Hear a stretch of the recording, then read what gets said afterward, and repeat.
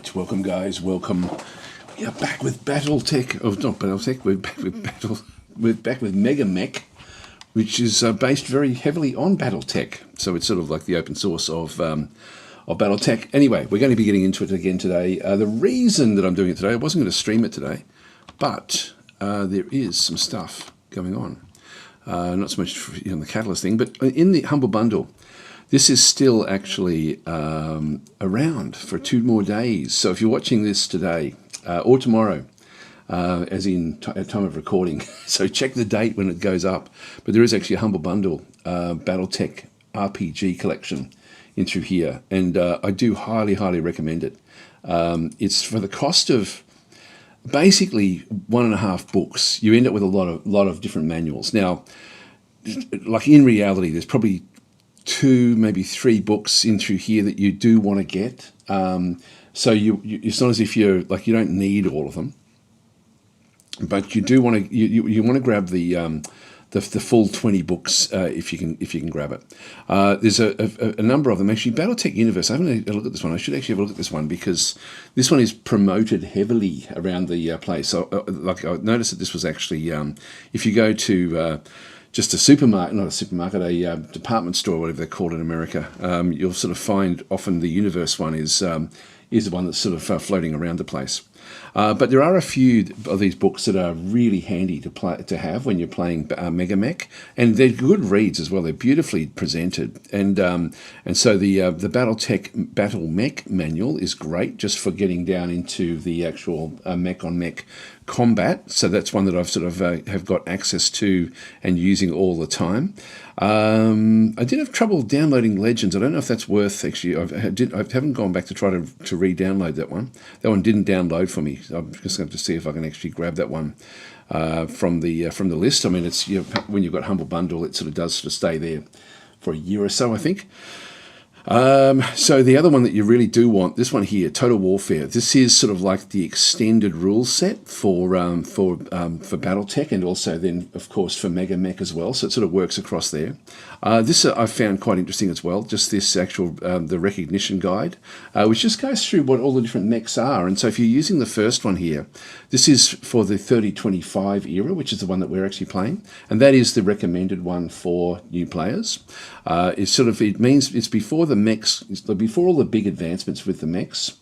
So here we go. we've got a bot that's come into chat already with a very interesting. It sort of blows my mind. Anyway, it's got. I'm just going to have to ban this one. Just bear with me, guys. Ban, permanent ban. Done. Right, so that one's gone. I've never seen such a creative bot before come in. That was something a little bit interesting. Other ones that you do definitely want to be looking at and sort of making use of as a reference. Look, the big one is Total Warfare, but the other ones are actually useful, like the BattleMek manual.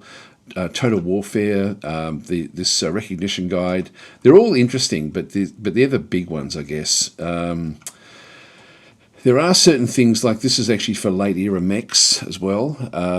So there's all sorts of different areas where it sort of does captures like a different setting, I guess. A lot of them sort of really just are around certain eras where the things actually sort of happen, like different technologies, different events actually happening through there. But anyway, that is definitely worth getting, and it's still around for a couple of days. So when does it say when it expires? 2 days, 3 hours. So you've got a couple of days to pick that up if you are wanting that, and it's for what it is. It's really cheap. I do also. I've went and bought the from the Catalyst store, and I can't see it in here now. I'm thinking I'll probably end up getting this Tactical Operations next. That one does look interesting, and these are cheap as well. Like even just individually, $15. If you're going to be playing this game to any sort of extent, this one actually then covers exotic weather, etc., etc. So I think that's my next purchase. So I'll certainly looking forward to getting that one through there. But there's also the Command Operations, which I did actually download. If we go to campaigns and scenarios, I'll just see if that actually brings in what we're looking for. Actually, I'll just go and turn off the other two source books and rule books. Does that bring campaign operations into it? See, I've already bought that from, yeah, here it is, campaign operations. I bought this book. This was great as well, like just $15, you know, for the digital copy. Really, really good. It's quite nice, you know, with what it actually does have. They're very, really well done, these actual books. Anyway, I thought I just mentioned the Humble Bundle, but there also are other books available as well from the actual game, like from the actual makers of BattleTech. And so the MegaMek rules mainly sort of access those. I do have another little surprise for you as well. If you're sort of are watching this, I'm going to be doing a little tutorial series on sort of setting up your own MegaMek game. Just because it can be a bit complex. So if you go to ko-fi.com/DazTactic, I've actually made a little mod for the game to sort of take people beyond, if you just go then into shop, and it'll be in this stage, the first one in through here. So the MegaMek DazTactic campaign presets. So what I've done in this one is actually set up 3 different presets. So the beginners, like the new player preset is ultra green is the enemies that you're going to be fighting. The veteran player preset is regular. So the standard is 2 levels up. So I've sort of made a series which we're playing actually sort of the second one and this one sort of. But this one here is the green enemy preset. So it just takes from ultra green, in fact, I think I've got it sort of in here a little bit. I don't know if it pops up. No, it doesn't. Anyway, this is just slightly harder difficulty for the fighting, if you're sort of interested in that one. And then the next one across is the green enemy plus planetary combat effects. So this one here adds rules for planetary conditions and things, for example, like weather and things like that. So it just makes the actual battles a lot more interesting, and also uses advanced scouting rules for when you actually are playing the campaign. And then the final one is actually turns on all the logistics. I probably should have split this one into 2, to be honest, and done one where we have like logistics for getting equipment, and another one where it steps up to getting logistics for on the ground as well, so that we end up with. I might even think about tweaking that one actually and splitting off into two different settings with what actually does happen through there. Anyway, I thought I'd just pop those in there. If you are at all interested, I might even just quickly show you how that works, like a little bit, just with the way that one sort of goes across. So just make sure we're no one's chatting at all. So I'll just go and see if this is live on both. Hang on, where are we? Go back to here. Twitch. Yep, we're live there. Okay. Well, I guess we are if the bot came in, and I'll just double check also on YouTube, and we are live there. Yep, that's okay, with 0 concurrent viewers. All right, let's go. So Private Joe there saying, yeah, live on Twitch, thank you. So anyway, we're like with those things, if I just go back down into file and then go to a new campaign, sure you want to start a new campaign, I'll just go yes. Hang on, I'll just go no, because we can always reload this one in. But this is these campaigns do set you up differently for different things. So when you actually install that little mod that I've made, it'll then come through with numbers 10, 11, and 12. So I may make I may put this bottom one back up. So we're sort of playing this one with a little bit of the logistics turned on as well. So we are playing somewhere in between here for this particular run that we're doing. This one here actually will then turn things on. So I'll just maybe show what this one does. So this one turns on all of the sort of like the advanced logistics, like where you need MASH and salvage crews, etc., etc. But the game will look after you a little bit if you do that anyway. If I just go and apply that, so we'll just get a new start with this one. And I've also timed all of these so that they start in 3025, which is the suggested start for new players. So the new player one should really start there as well, like the one that comes with the game. But I've made sure that these start at 3025, so you don't have to think about that sort of thing in through there.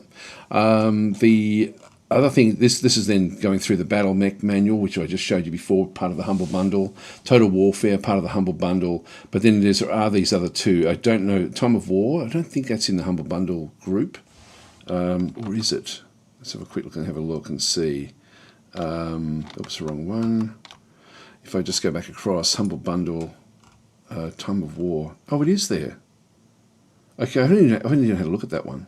So, so that's actually in there as well. Time of War. So that's actually, so 3 of those are available, and then there is the fifth one essentially, which is the tactical operations as well.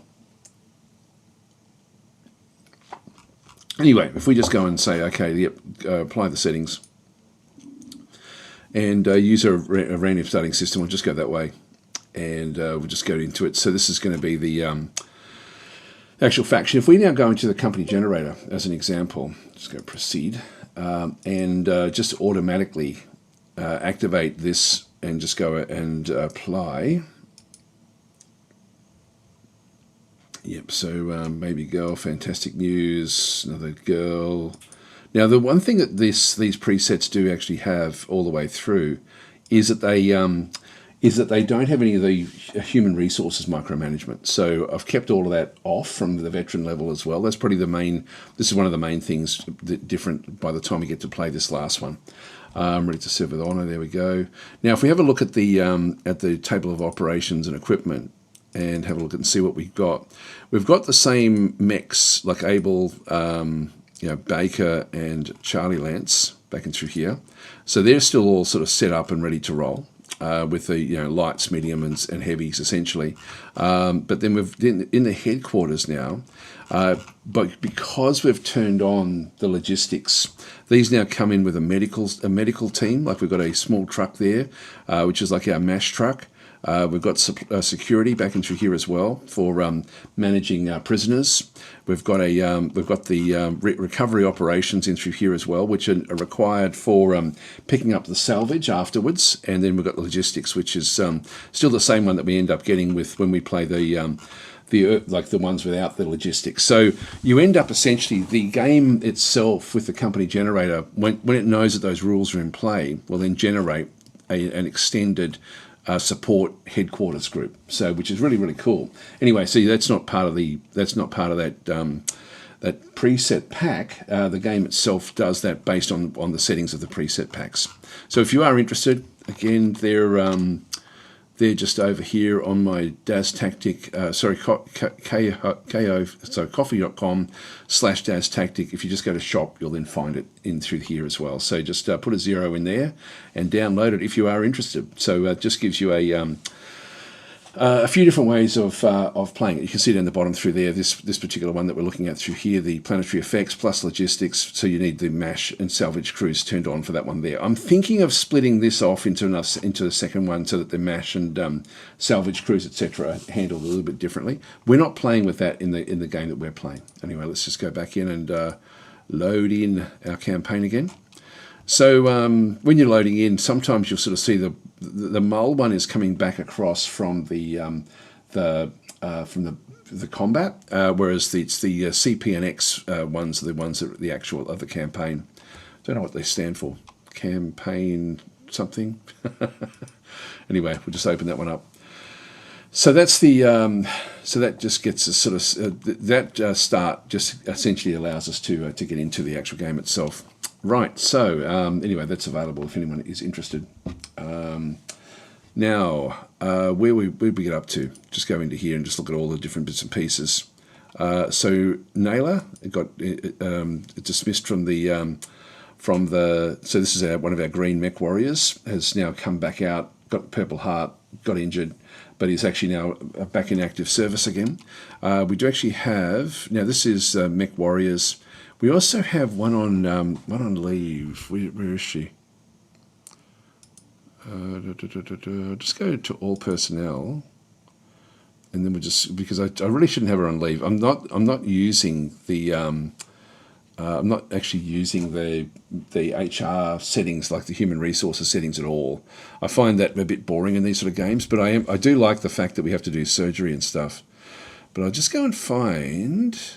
I'll just go profession, Just go down to Mech Warriors. Yeah, this is Victoria. No, that's not the one. No, that is the one. This is the one that we were just looking at before. Yeah, so she's currently on leave. I'm going to pull her back from leave. So her status is going to be because we're not playing with any of the there's no fatigue. There's no sort of there's nothing where we have to try to cycle them through so that they actually recover. They're just always on, except for when they get injured. So the status is going to be active again. I'll just put her back to active duty, but she is still going to be recovering. So she'll be recovering for some time. She's got 3 injuries at this stage. This one's still got 2 injuries. If we have a look at her, we can then sort of see she's also got a purple heart. She did actually lose her leg in the previous sessions. So we're just going to have where are we? We can have this. It was successful. It was a successful surgery. Where are we? Perform advanced surgery. So she now has this prosthetic leg back in through here. Now the foot looks like it's just automatically attached to the leg itself, but she's got like an advanced prosthetic leg. It will actually knock her backwards a little bit when she's doing things like it does. I don't think we can actually see. Yeah, we've got an advanced prosthetic leg there. But it does change things a little bit. If we have a look at the, don't know if we hover over this one through here. So this one does requires planetary tech sophistication. Yeah, that's okay. Yeah, so the attribute modifiers is -1 to dexterity and -1 to reflexes, whereas better than a peg leg or something like this, which has got -2 to strength, -4 to dexterity, -4 to reflexes. So at this stage, her reflexes are going to be slightly down. But she is still currently injured. She's got to recuperate from all of this. So at the moment, her dexterity is -2, reflex is -2, and we saw that in the last fight where we actually had things that were actually sort of going on through there. So we've got the and so just by the effects through the total warfare hits, essentially we've got 2 out of 6. So she certainly took a damage in through here. So the severed limb is -6 to dexterity and reflexes, and then the T4 prosthetic is at this stage. Well, she has to recover. So she's got a replacement limb recovery is 25 days. Now there's actually I accidentally put 2 of these on her, so she's got a double leg on her left leg with things that were going on there. So Sublas is saying titties. Yes. By all means, it's a free game. Go and grab it so you can look at all of the different mech warriors in their glory. Anyway, so she's actually got the other one. The other one through here has just got some fractured limb, and so really is going to be so the right shoulder fracture. Just one more day away for this one, just to get the health back up again, and the bruised right femur, 3 more days there. And so in this case, the dexterity and reflexes are -1 in through this other side. So it won't be permanent. That will be fixed very, very soon. So she's out of action. She's out of action. She's been out of action for quite some time. If we go back to the command center and have a bit of a look, we can sort of see down there the following surgeries are successful. Advanced prosthetic leg. And then we did it a second time as well, which was successful as well. And then we did put her on leave, but we've returned from leave straight away as well on the same day. So back to what's happening on the ground here. Now we've got this force here, which we're setting up ready for. So we've got this particular group. This is an irregular force. Battle date is the 24th. Return date is the 26th. The allied battle value is 4,500 going into that particular one. So we can actually have a look at the briefing room and just see what's going to go on with this one. So this one's coming in for the 24th. It's the 22nd now. We can start to get Alpha team ready to go down and combat this particular one. So and this one here, we can see it's a hostile force. What do we have? They've got 4,300. That's what they're going to be coming. Oh, hang on, there's a few extras in through here. About 5,500-ish would be what we're going to expect to see coming through. So a little bit higher than the Lothian League allies that we have. So we've got some allies in the map, but we'll be wanting to bring our big mechs down in from Alpha. So if we just go across into the hangar, at the moment, the Shadow Hawk from Bravo Lance does not have, this is undamaged. I just need to put in another pilot in here. So Bravo Lance is in like, this is now back off the map. Also, Charlie Lance has now come back up again. Now we've got one of the guys from Charlie Lance is not. If we go back to the personnel and just go back down to the Mech Warriors, so we can sort of see all of the different Mech Warriors that are in through here. So if we just go to formation, well, that puts Charlie Lance at the bottom. And if I then have a quick look at the, it's funny. I thought there was one that just did scouting, and that's sort of pretty much what we want to be looking at. Fluff information, flags. No, there's not.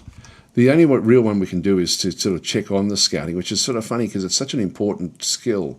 But if we go to the aggregate combat, the scouting effects in through here. We've got three of them are in through this other side. So Naylor, as this sergeant, is out of action, as is this sergeant here. So these are two that we have. Yeah, so Naylor has still got the fractures. So that one's out of there. What about this one here? What are you doing? This one's come back from you know, sort of being out and about. This one's also a sergeant. Well, actually, they're all pretty much just sergeants. It really comes down to how green they are. Let's just go back to, let's have a quick look at this one here, because this one, we may be better off replacing, Otarian with the, sorry, this is Megtelt, the bottom one, with Nalia. So if we just go and have a bit of a look at the general again. So this one is driving the commando mech from Charlie Lance, and I do want to have these ones in here. This one is not actually driving a mech, so I'm just going to go into, this one's a regular, this one's only a green. We do have an elite. Petra is actually riding one of these. Petra would be best in alpha, ultimately, but we need to get, we'll just sort of wait and see how things go. At this stage, she's one of the only ones that actually does have scouting abilities. So let's go and send, let's go and take this one. So we're going to change assign to unit none. And we do actually have a mech medium. I might just go and put this one into the Shadow Hawk that we have. We've also got the lights with the Locust, which is out of action. So we'll put the Shadow Hawk back into action there. And then we'll go up to Nalia, right-click, assign to unit as pilot mech light, and then the commando. That gives us Charlie Lance now. If I go back into the aggregate combat, we now have 7s in the scouting column all the way through the whole of Charlie Lance, which sort of works out well. So we'll just leave that one there. So Canberra Prime saying, well, if your doctor screws up enough injuries, it becomes permanent. And just want to say thank you for all your streams. You introduced me to so many cool games, and from this to Distant Worlds 2. Yeah, well, the beautiful thing about this game is it's free. And unless, of course, you get the Humble Bundle deal, which I do recommend, like 2 more days to go in that one. So if you're at all interested, guys, like I would jump on that. If you think you're going to be playing this game at any point, it's it's a good read anyway. Like they're interesting manuals, and I've certainly been using them a lot just to sort of round out my knowledge of playing MegaMek. I've got no desire to play BattleTech as an actual tabletop at all, personally, but that one does sort of that is a good one. The combat abilities we have as well, like we're going to have to, like if we go back to Alpha Lance, we do actually have some in Alpha Lance that aren't that great. When we have a look at the, this is the combat skills. Just go back to general. So we don't actually get to see, we've got a couple of greens. Oh, there's Bravo. We do have green, Leah Caradaccio, in the Wolverine. The Wolverine is a really important unit. This is a cavalry unit, and if we have a look at the actual hangar, the last thing I want is a low-grade mech warrior. Gunnery piloting. So this is 6. This is a 6/6. We want the lowest numbers possible. So if we go into if I search Yeah, so if I search for alpha, does that? No, that's not actually. Oh, it's searching for the actual people.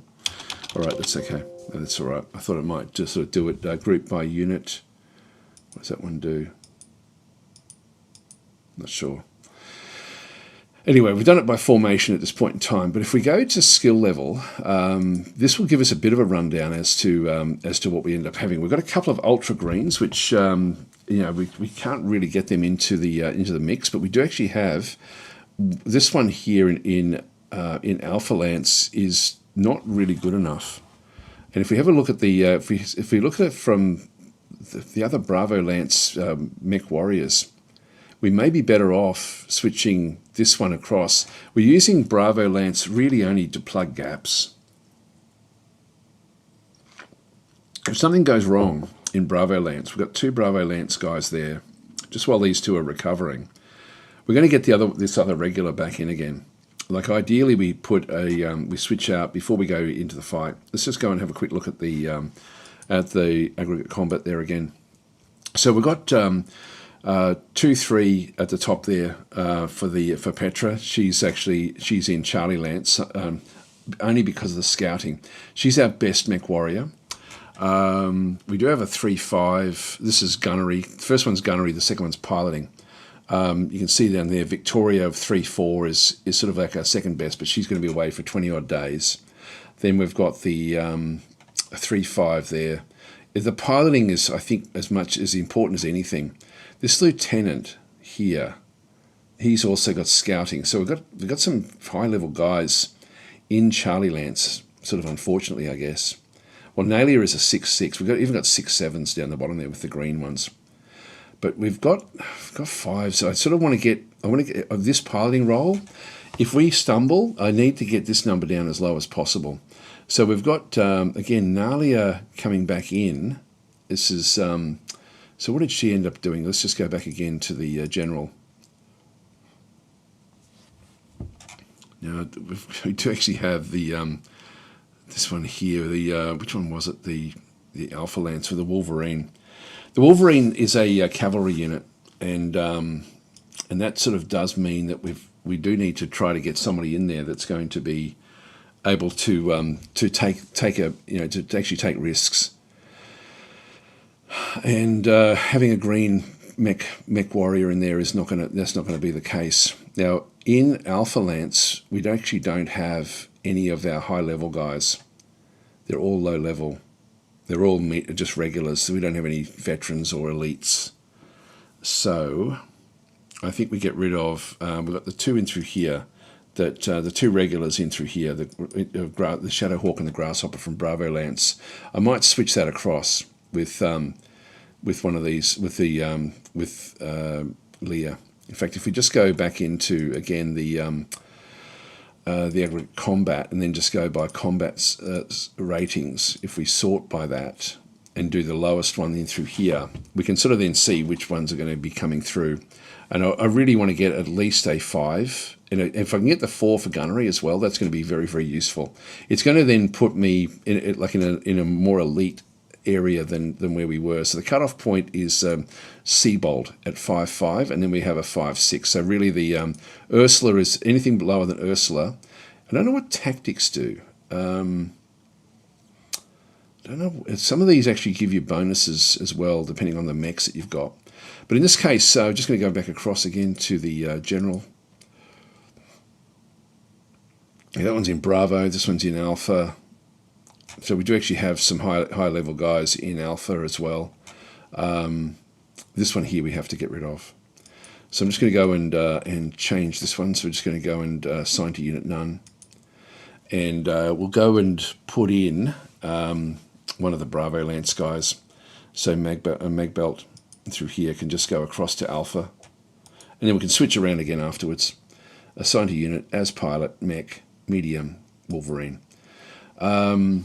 So that one has come down through as into Alpha, and then we can just go back in with, we'll go to the next green one, Nalia, in through here.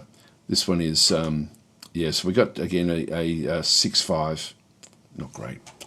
Not great. We'll just put her into Bravo, just so we've actually at least got somebody in the unit. As pilot, mech, medium, Shadowhawk. All right, there we go. So that's sort of, we've sort of optimized to a degree what we have. It would behoove us to actually go and put in Petra, to be honest, back into Alpha. She was there originally. And she is by far the best one that we've got. So she's actually got like gunnery mech skills, piloting mech skills, even small arms if she's sort of out and about on her own. But she rolls very her in a Wolverine would be awesome. But we're not going to do that because we still need to do scouting on the planet. So we're going to go back to the area of operations now. We do want to be going in and just checking things out. So I'm going to just keep on scouting, but I'm not going to do the risky thing that we did last time where we just bounced into a location. I could try to do it, but in reality, we're only going to be sort of picking up, like if I just go anywhere along from here all the way along, we're just going to be picking up a couple. I think I'm going to go into here and just pick up these two, and then we start to sort of then move across. So let's just go into this one. Manage deployment. I need to have. Oh, hang on, we don't have it now. Why is that? Oh, Charlie Lance is still on the field here. So they're still deployed. They'll be coming back on the 24th. So they've already just done the scouting for these other areas. And in this case, this irregular force, what we'll do is we'll drop into here Alpha Lance, which is now ready to go. So Alpha Lance. Confirm, and so there's nothing else we can bring in. This is the same as doing a deployment. So if we go across into the briefing room, deploying, we do actually have that. We've already done that one. So we'll just go and cancel that one. But that's now set up with Alpha moving into that particular one. Let's advance this a day. We'll just go back to the command center and just watch the events. And Captain, I've received word from the Allied Command that the Op4 has issued an official combat challenge. Naturally, we've been called on to handle the dirty work. We should review our forces and decide who to send in. Be warned, though, Captain, there are rules, and we expect you to follow them. We can only deploy ground forces, no dropships. Allied Command explicitly said that, by the way. We're limited to a force of 4 combat elements. They get to deploy just one formation, and so do we, and that's how that works. Now, this is a special scenario that restricts you to who you can deploy. There's like the one other time I did this one, it was like I destroyed my game basically. So large individual force of combat teams that are higher than your faction's lance level, such as company level combat teams. Okay, so so you may need to make minor adjustments to you. Yeah, we're not ready for this. So I'm going to say better take a look. I'm just going to go continue as ordered and continue, and don't bother me again with future issues of this type. I'll just go continue. I don't want to be doing this one. So I'm not going to be drawn into that particular one. Attempts to fix the right leg and failed again on the Archer. It did fix it again in the end. The repairs did cost a little bit there. Here we go. We've passed 3 of these, which means we will see the other bits and pieces. Actually, if we just go back and have a look at the area of operations. It's still doing it. Oh, this one's now moved off. Oh, that's the official challenge. Yeah, I'm not interested in that one. So this one here is, this is deployment date, the 25th. Well, we're already deployed, so I'm not going to be bothering with that.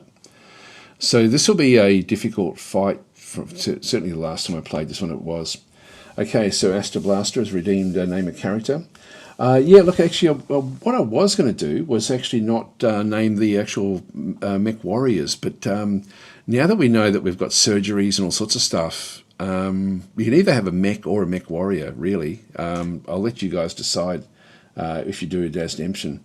What I did with Sev, actually, was if we go back into the hangar, Sev has got... where are we? There. He's got the Viper. So Sev is the Viper mech, which is currently deployed. But we do actually have various mech warriors as well. So if you basically get taken out of a fight, as in you need to go back into infirmary, I think I'll ban you if you're a mech warrior, and have to go back and be looked after, or if you die, of course. So it won't just be death. If you become a mech warrior and take damage and need to go into the infirmary, that's a ban.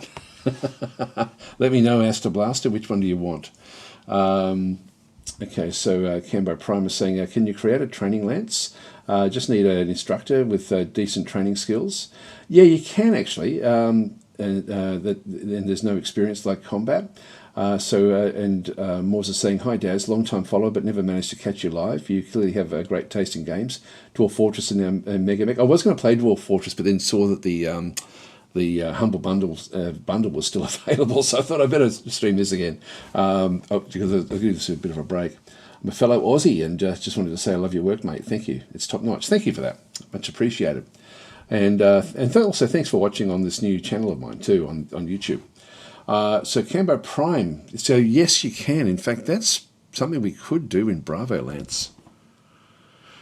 Just thinking about it. If we go back to the hangar, if we go back to the table of the organisation through here and go to the Prime Company and Bravo Lance. So these are now deployed. We can sort of see that these are now on deployment duties. So we've got those, and so. Yeah, Aster Blaster, just let me know whether you want a character or an actual pilot or a mech. So we've got these different mechs in through here. But if we go into the Bravo Lance, I can change this one here. The role is frontline at the moment, meaning that they can so this formation gains points based on its commander's tactics skill. These points can be spent to place mines, etc., etc. Patrol is the one we have for Charlie Lance. This is when deploying this formation, multiple hexes will be revealed on the rule set. See the combat rules, advanced scouting, which is what we've got turned on. Training in through here, the commander of this formation is training their subordinates. Please see the supporting documentation. There should be something down here.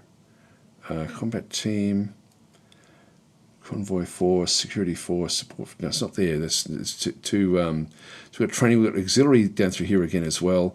This formation rolls twice when reinforcing using the best roll. It cannot be directly assigned to scenarios.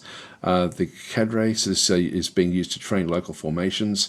This has no mechanical effects. And reserve, this unit cannot be directly assigned to scenarios. So reserve will just basically take it out of action. But training, we can do that one here.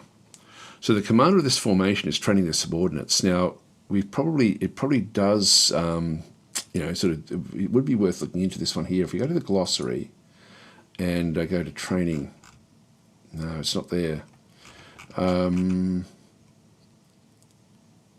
What if these actually sort of lead to other things? What is that one? If I just go back and have another quick look at this one. So this is the role. What about role? Nope, it's not there either. There's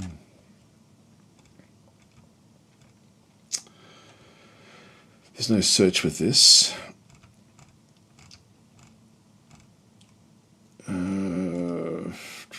Leadership. So I'm assuming that you want to have one of your leaders in it that can actually do the training. So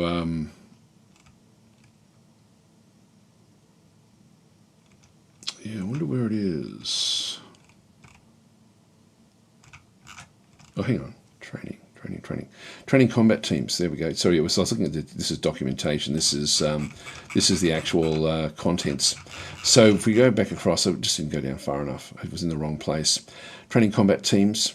Let's have a quick look and see here. Training combat teams is essential for improving the skills of personnel and ensuring that they remain combat ready. When deployed each Monday, the commander of each formation in training combat will attempt to use their training skills. Okay, there must be a training skill one to improve the skills of the personnel under the command. If the commander is in a multi-crewed unit, all personnel in the unit will contribute their skills to assist. Okay, so that's good.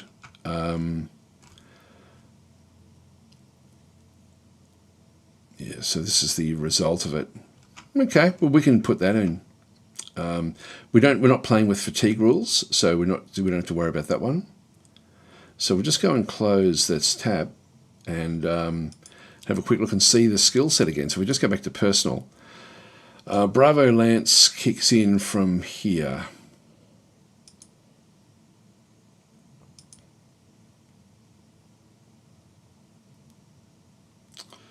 that's not it.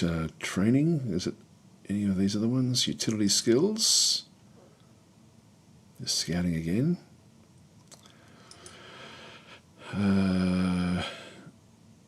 Admin skills, training, there we go. Well, we've got this, they've got a couple of them here. These are away, these are deployed. Petro is great at training. So is this one down the bottom here. So Sergeant Anthony Ferrayos is a good trainer, and Seabold is as well. Let's have a quick look and see what they've got. Oh, he's already in Bravo. And Anthony is not. But Anthony, like, let's bring Anthony into Bravo squad. Can drive the Stinger, I think. So we've got Ursula. What does Ursula have in terms of her skill set? Traits, that's not going to help us. Attributes, nope, that's not going to help us either. Admin skills, nothing there. What about the aggregate combat skills in through this other side? Well, she's got tactical skills. She's the best tactical. I think I'll still leave her in there, you know. But I will bring Anthony up. And it was Seabold, I think. So if we have again another look at the general one in here. Got the grasshopper there. Again, these have got slightly better gunnery and mech skills, which I sort of want to keep in there, to be honest. It would be just nice to have a training one in there. Nalia, 6'5", pretty bad. All right, so let's go and bring her away from here. So assigned to, where are we? Assigned to Unit None. And then we'll bring in Anthony, assigned to Unit as Pilot Mech Medium, the Shadowhawk. So he'll be in Bravo Lance. But he does have training ability, so he'll actually come in as a specialised trainer who doesn't know anything. Hi, Battle Mode, how are you going? Battle Mode saying, I installed the new version of MekHQ today. I was very impressed with the improvements over 0.49. It's a huge update, it seems. That's really a nice spread of mechs you got. Yeah, it is. We've got a good range here now. Except we don't have any long range. We don't have any snipers really. We've got one or two, but they're not really not in Alpha Lance. Alpha Lance, we sort of are half doing what we need to do. But let's just go across and set Bravo Lance up now just for training. So we'll just go and right click. So again, select it, right click, change role to training. So that will now be training away. And so they've got the, so these guys here every week, they'll just roll to see if they actually improve. That's a great suggestion to put that one there because we're not really using it for anything else. Now, Astra Blaster, you didn't choose which one to go with. So I'm going to just give you a mech. And I'm going to give you the Wolverine because you didn't actually say anything, which means that you're going to be getting in deep and dirty with stuff. So the Wolverine is only a medium, actually, but this one is a this one has got like just can jump at 5. It's ultimately going to be this is the one that we're going to be using to do a lot of the damage. So make sure you leave them deployed. Says it's Little Willy. What do you mean by that? Sorry. Make sure you leave them deployed. I'm not sure what you mean. Okay, so we're just going to go across into here, and these guys, Wolverine, is going to be set up for renaming. Just going to rename in here, I think. Yep, name unit. So this one here is going to be Astra Blaster. Astra Blaster, there we go. So that'll be that mech. If that mech basically is knocked out of the fight, then you get banned. So even if it survives, but it has to go in for repairs for more than a day, then yeah, it will probably more than a couple of days. Like more until it sort of is ready to for a deployment again, I guess. But I'm saying it probably means to ensure you leave any mechs in the deployed status after you make changes to pilots and so on and so forth.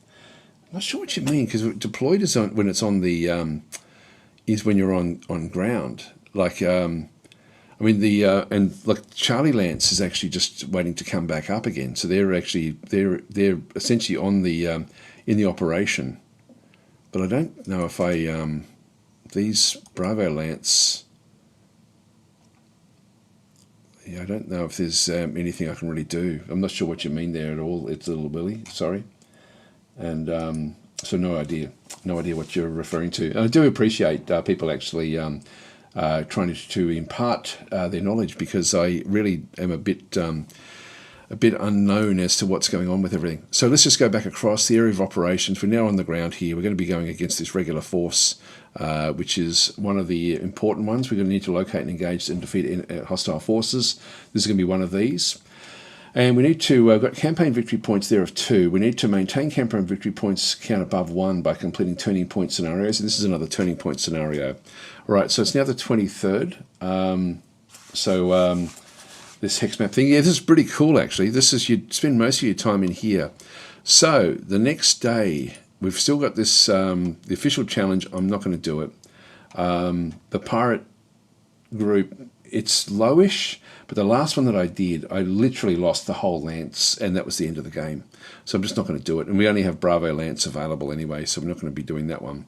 Bravo Lance does not have the bits and pieces. Oh, there we go. So Little Billy's saying you've got to put the training lance on the map somewhere, then right-click them and leave them deployed. Oh, okay. Sorry, I didn't see that. So if we go back to glossary and just go back to training, does it say to do that? Thank you for that. Training combat teams. Okay, so we don't just sit around in a training occurs every Monday. Yeah, here we go. The combat team must be deployed to the AO unless StratCom mapless mode is enabled, which I'm not sure. But let's just do it properly. The efficacy of training is determined by the training skill. Yeah, okay. So I skipped over that. Thanks for that. We'll close this tab. What we'll do is we'll put the AO, now that's the area of operations, so it has to be back in here. Let's go and put it in the one area that we're trying to defend, and so we'll actually train it at the comm center. So this is actually the whole reason for this particular, for what we're doing here, is to actually defend this, this communication center. So we'll just go back in, we'll deploy, manage deployment, and we'll just send Bravo Lance in. So we'll confirm. So they're now on planet, and we can just right-click. Bravo Lance remain deployed. Actually, that's interesting. It already did that because it was a training lance, so it's actually already set that one up for training. So we now have all 3 of our lances on the planet. Might have a look at the unit market and just see if there's anything else since the last time. We've got a lot of funds now. This heavy grasshopper. So this is it here, and it does have jump jets. What else do you have? I'm really looking for long range now. The cicada is has got medium lasers, small lasers. This one is a this one here is a scout. It is still a medium though. And then these other ones are all black market, which is too risky for us to go. The longbow as well would be nice to have. This is a big one with the with its long range weaponry, but that would be nice actually to get one of these. But I just can't risk 60% chance of getting it. There's a 40% chance of not getting it, and you still have to pay the money.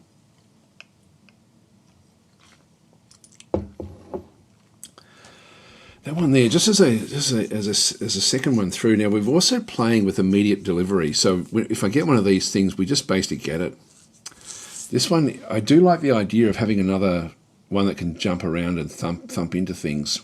This is a skirmisher, so it is there to sort of do things. It's got 208 armor on it, which is good. Like lots of armor on the legs and things. Medium lasers, large lasers. This is a bit of a beast. It's going to chew up a fair bit of what we have. I think we might just purchase this one. And we're playing, again, I probably would now go back in and make it so that we don't get them immediately, but that's now going to be pretty much in the hangar straight away, which too late to deploy that one, but let's just leave that one off. What I could do is actually put that one in. I don't know if it's too late to assign that to, if you just go and assign asset maintenance. Okay, that's assign person techs. Now we do actually have an elite veteran. These have all been already assigned, actually, unfortunately, I think. We do have some greens in through here as well. If we just go back to the techs, sorry, we'll just get this one done as well. So we'll just go back to the techs. Now we've got mech techs and mechanics. So we'll just go back to mech techs. We do actually have a green one here, not assigned. So we need to get more people, but we can't recruit at this stage. So I'll just put this one in the chart, just to look after that particular mech. So we'll assign to where are you? Assign to unit as tech a mech heavy the grasshopper. So that will be our mech there. So everyone's just got like a single one. I don't think there's any doubles. There's one here is this mechanic is looking after a couple of flatbed trucks, but that's okay. We'd need more mechanics and things if we were playing with all the logistics turned on. But in this case, I'm happy enough with that. So that one's now been done, and I think I'll assign this one to Bravo Lance right from the start here. So we'll just go back across to the hangar. This mech is going to be assigned to formation. Prime Company Bravo Lance. Assigned to Bravo Lance, so that will actually need to get down onto the planet, and we'll just go and assign one of the mech warriors. Pilot. Now we have veteran. These are regulars backing through there again as well. So we've got paper cut. These are injured. Green. I'll just go and grab one of these guys. So just put Brian in there. That'll do. So. So we'll leave that one where that is with what we have. So that's another heavy that's now gone into Bravo, but it hasn't been deployed. I'm not sure how it deploys. Where are we? Assign person. I'm not sure if we can actually then go and. I wonder if it just gets sent down after the like in the next day, I guess. Change site. That's not it there. Right, that's all good. Okay, so we've got all that set up. Let's just go back to the area of operations again, or the command center. Now it's the 23rd. Next day is when the battle's going to start. So we'll, So we've got grasshoppers added to the unit roster. That's fine. And the next day we advance. So this is now the 24th. Scenario irregular force assault is today. Deploy a formation to the area of operations. Charlie Lance has returned from deployment.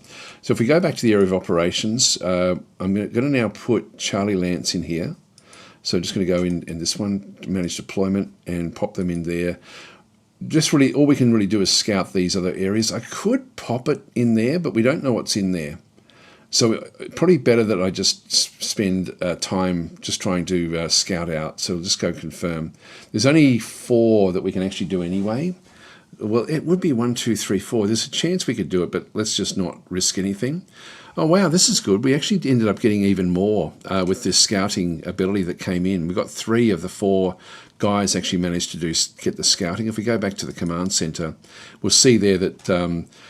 this one passed with a roll of 10, needed 7. This is again their scouting. This is their scouting ability. So 7, they rolled an 8. This one failed, rolled a 4 against the 7, and then Sergeant Trinity back in through here passed again with a roll of 7. This is the advanced scouting rules that we end up having, and so in the area of operations, we then get to sort of see these C areas, which will then allow me next turn to come into here or actually here, and then I can pick up these 2, and we can just slowly make our way across the map. Alpha Lance is going to have to go in now, so we go to the briefing room, and we do actually have the irregular force assault. This is actually in a C zone, so we've got a C zone in through here. So there'll be a lot of water. There should be a lot of water. The map is 35 by 35 lost text, so there is actually looks like it's a pre-made map.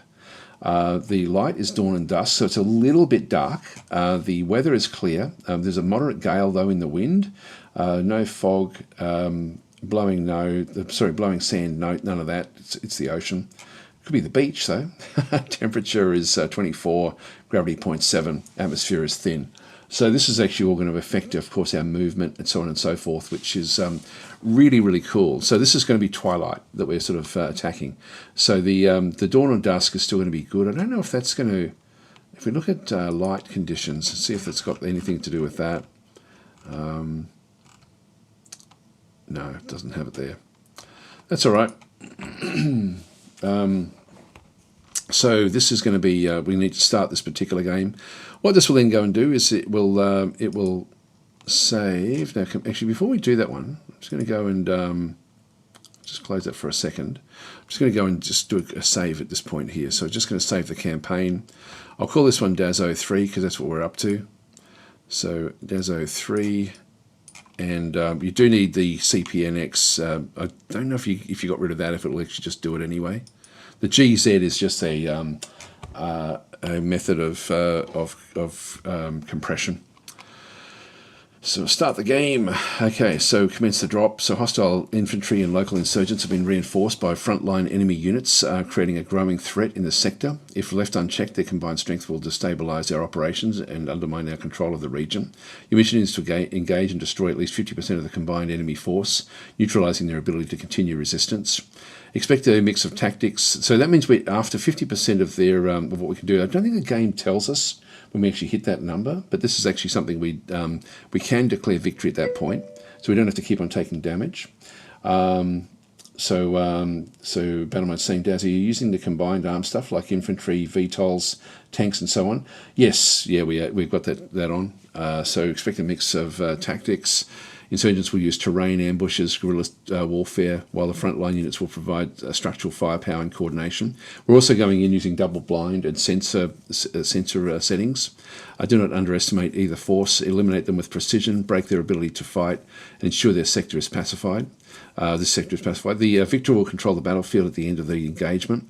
So we've certainly got this is our big mechs going in. So we'll commence the drop. We go, okay, so this one just sends us out into MegaMek. I'm just going to grab myself a drink of water. I'll be right back.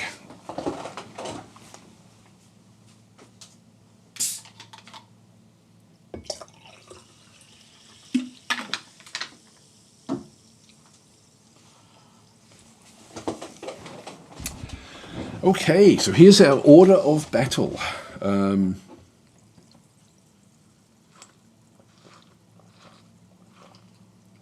So we're going to need to, so we're looking at at all of our skills. It's all 4/5s except for the 3/5 at the top. So better gunnery for the dragon. Which, again, I probably should have put that into something that actually had a better chance at doing some better damage, to be honest. Just looking at the actual gunnery skills there of Widow Strike. So this is our group. Then we actually have some some scouting mechs that have come in. So a Vulcan, two Hermes, and a Scorpion back in through here as well. So the two different qualities of the mechs in through here with these Hermes. These are little running sort of scout type units. Only 40 tons. They're still actually up there. So even though these are set for scouting, they're still in there. Now we've got this is all of the enemy mechs and enemy group. So we've got a pirate infantry is on the ground. So we've got a whole lot of different infantry groups. These we have to keep a little bit away from, just because they can actually cause some damage.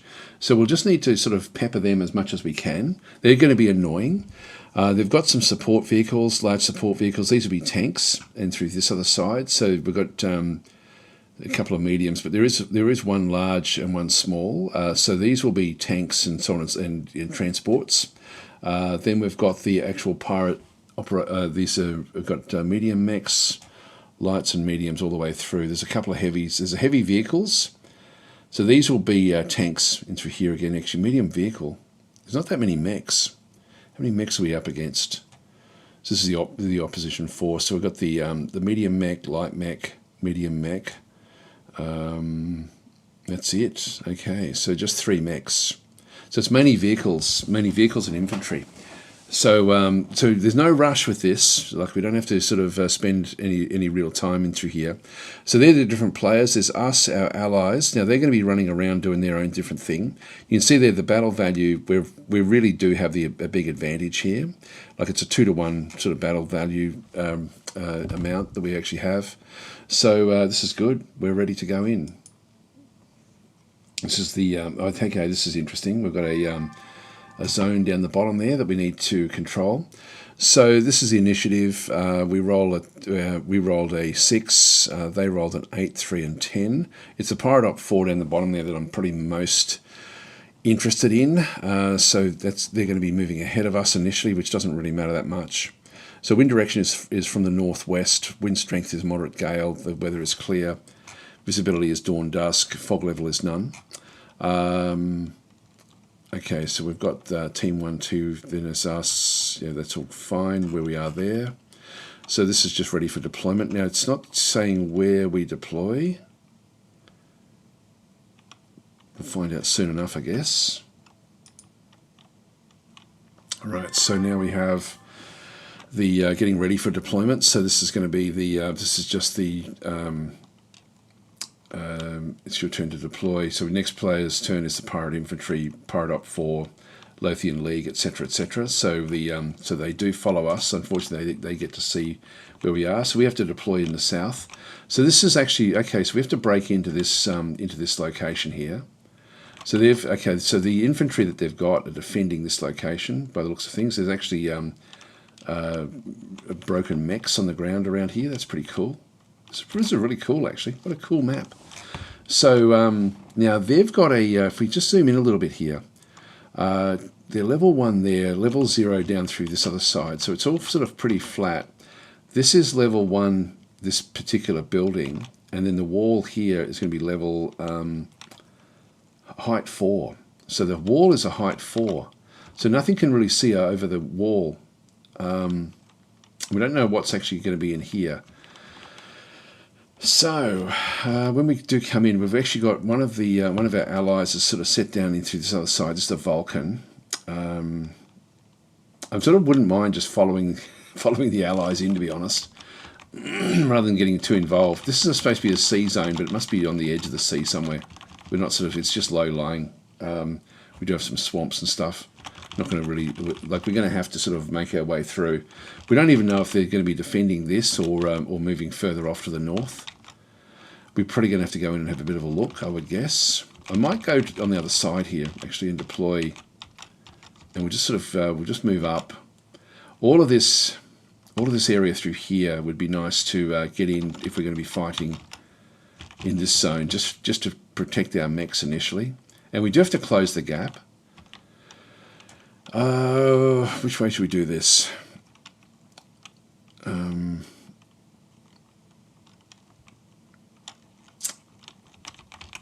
What's our best pilot here?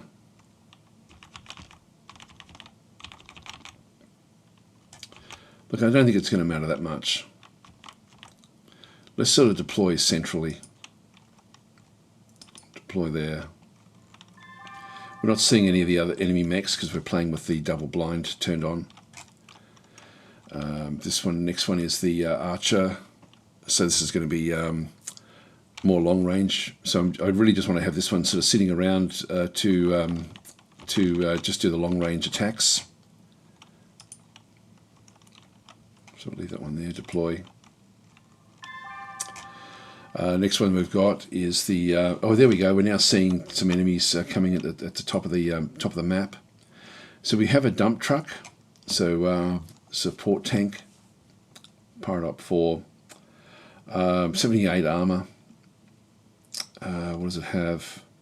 It's got auto cannons and long range missiles. Nothing too much there. That's okay. So. All right, that's all we actually see up the top there. It says there's 2 units there. We've got a dump truck, which is a support tank, and then we've got the Buster biped mech. So there is a mech underneath there as well. So they're both coming together. Okay, that's fine. We'll just sort of we'll just keep all of our forces sort of together. So there's the Ostrock. Just move that one across to this side. Deploy. Won't matter too much where we go. It's mainly the. I might just put the Wolverine in now because that's going to be the one that we're going to be using to scout. So this is the. This is Astra Blaster. So Arjun Usher saying totally outnumber wanged. In fact, am I saying let's not start that again? Yes, I think we've all moved on from that. Very, very well played. Very well played. That's good. So we'll just keep on bringing these in. Don't know what the U stands for here. What would that be? This is undamaged, but I don't know if that means that, but it's what it is. You can see it's not also isn't actually on the ground for some reason. So I'm not sure what the U stands for. So that's a bit of an unknown to me. We'll just go back into here. And so this one here is this is flash fire, which has got the large. Again, these can sort of close the gap, deploy. I don't think we've got anything in the middle here. We haven't got any scouts in reality. The Viper is has got like the large lasers and all the medium lasers. So we want to bring the Viper in as well, fairly close. Now we start in through here. This is rough terrain. That's going to be okay to start off in. Just deploy. That's it for us. Okay, so we now have the initiative for round 1. Our team rolled a 9. Their team rolled a 7. But we only rolled a 5, so that's not good. And everyone else is sort of moving ahead of us. So we can see initiative report. Yep, that's done. We'll just go and click on OK. Actually, we do get to see. We'll land in one. Okay, weapon fire. All right, so they've actually got artillery vehicles. So that's interesting. So these thumpers and things, actually, they're on the opposite side of the map to us. So they've got buffaloes. What do these things do? Large support tank. Again, not real lot of damage that will actually be done with that one there. There's another dump truck there. There's a wasp in through there. So just a smallish, 20-ton scouting mech. It's these guys in through here. These thumpers have got the thumper. Now the range there is 21. So does it? I don't think. Have we got range turned on? Field of fire. The ruler. Not sure if this one works. Not sure how we do that. I haven't used this one before. Range.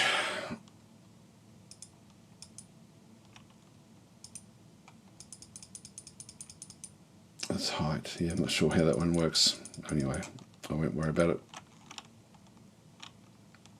Just close that one off.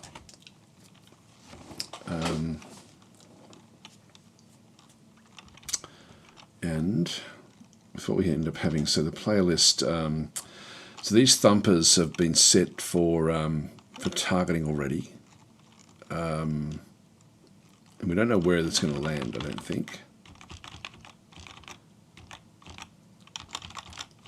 Now, I'm not seeing the infantry at this stage, but I want to get rid of these things through here. So I think we'll actually just race forward and take them on. So just go and click on done. This is really just the targeting report phase. This is now different again. We've now got artillery coming back in.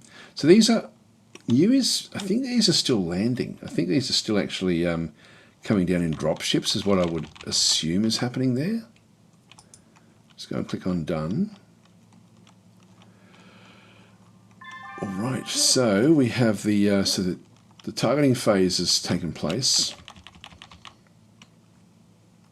Now we're just into the movement phase, and unfortunately we rolled worst, so we get to move first. So if I move up to there, that's 7 out of the total of 8. So I can move there and still be okay. Let's just do that. I don't know if we want to bounce inside and have a look to see if there's anything inside this other area. It wouldn't be bad just to see if there is actually infantry back in there. This, but not with these, not with the archer.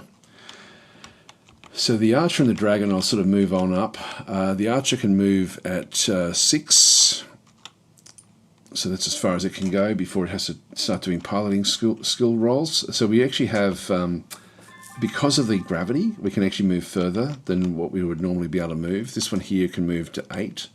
That one there is 7. That means we can move to there. If I move one more, I then have to take a piloting skill roll, and I don't want to be doing that one.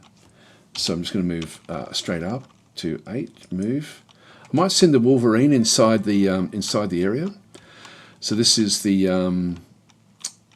this actually is no. This is not the Wolverine that we're looking at through here. This is in through here. Now, what does the U mean? Maybe it's unseen or something like that, or undetected. That might be what it is. So I can see if we can figure this one out. It's undamaged, but the other one's undamaged as well. I'm not sure. There's nothing showing up in here.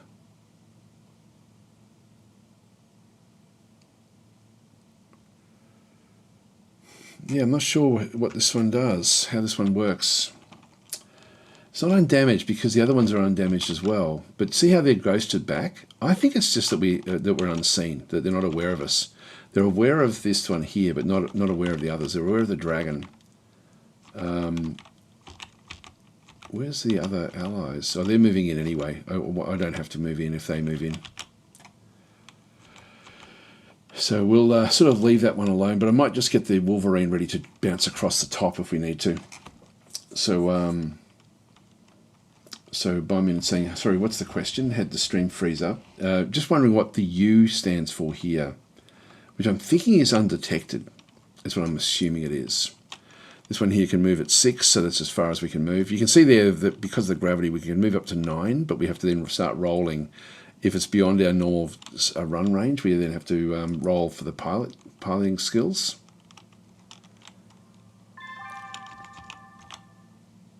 Now that one's, we've got a mech already right in the middle there, so it's going through the central part.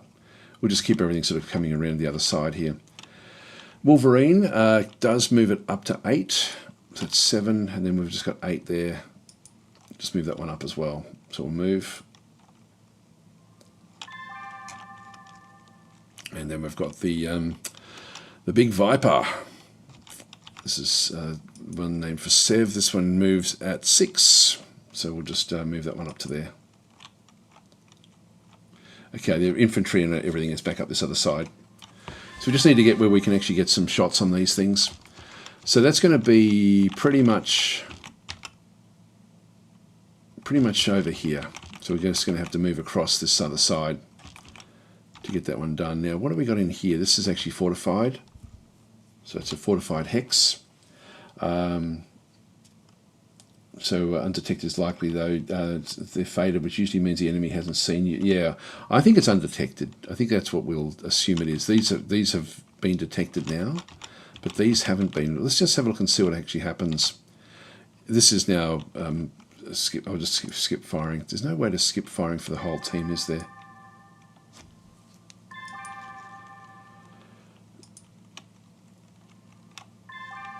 So this is going to be a bit of a slugfest, which actually our team is actually pretty well decked out for. We've got good medium range weaponry, but we will need to get across to destroy these other thumpers. Okay, weapons attack phase missing. They did actually hit this one. The searchlight was destroyed. We need to have like some sort of drinking game for the amount of searchlights that are damaged, something like that.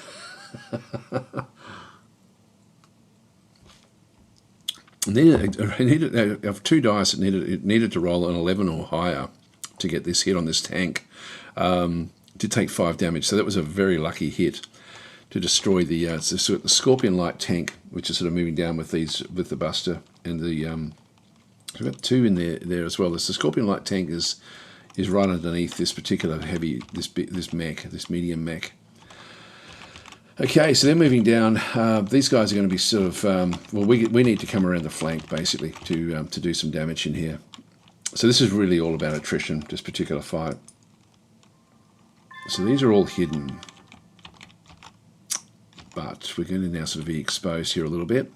This is the physical phase. There's nothing much for anyone to do. We can turn on searchlights and stuff, like, you know, we can actually try to illuminate stuff, but we don't need to do that one. We'll just skip the attacks.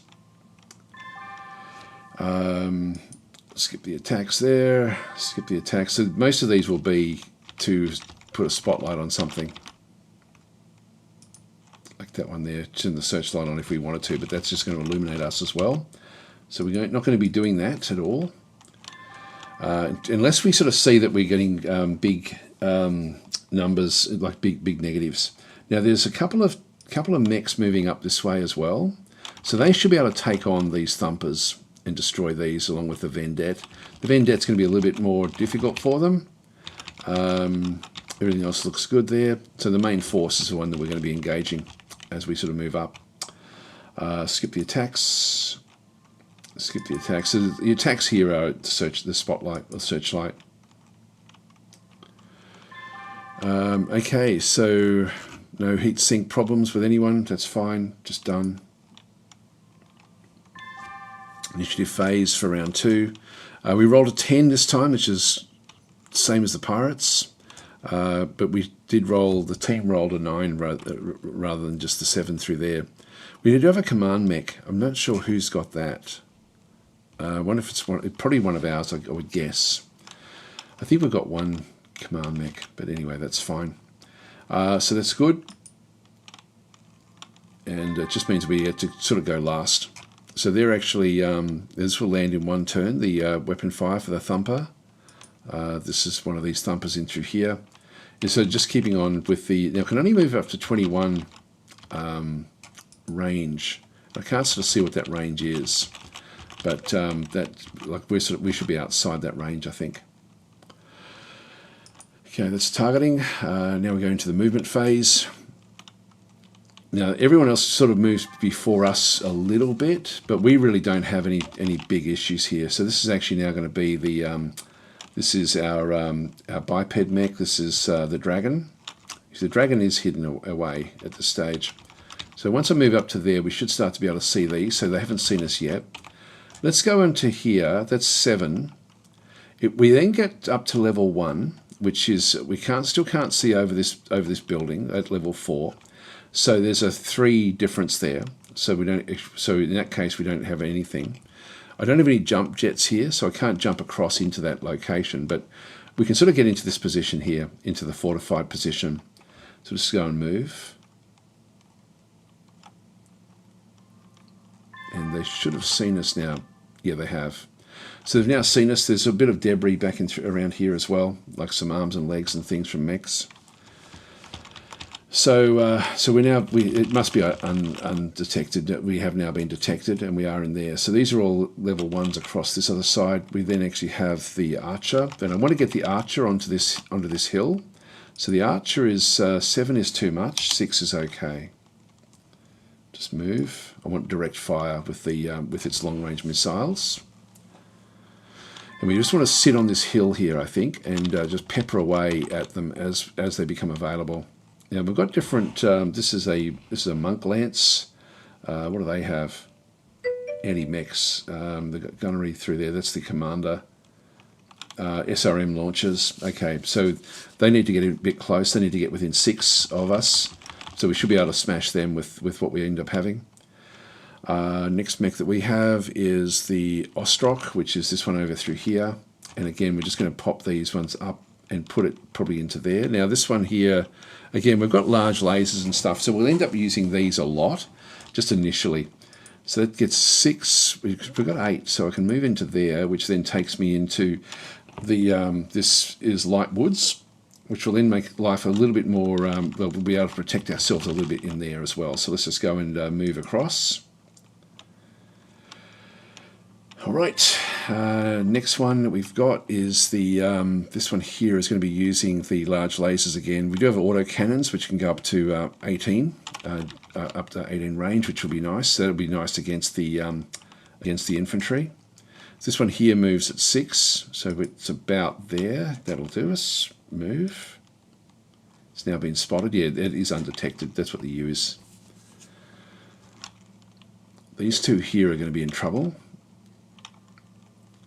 It's got a lot of numbers. Now we can jump with this one.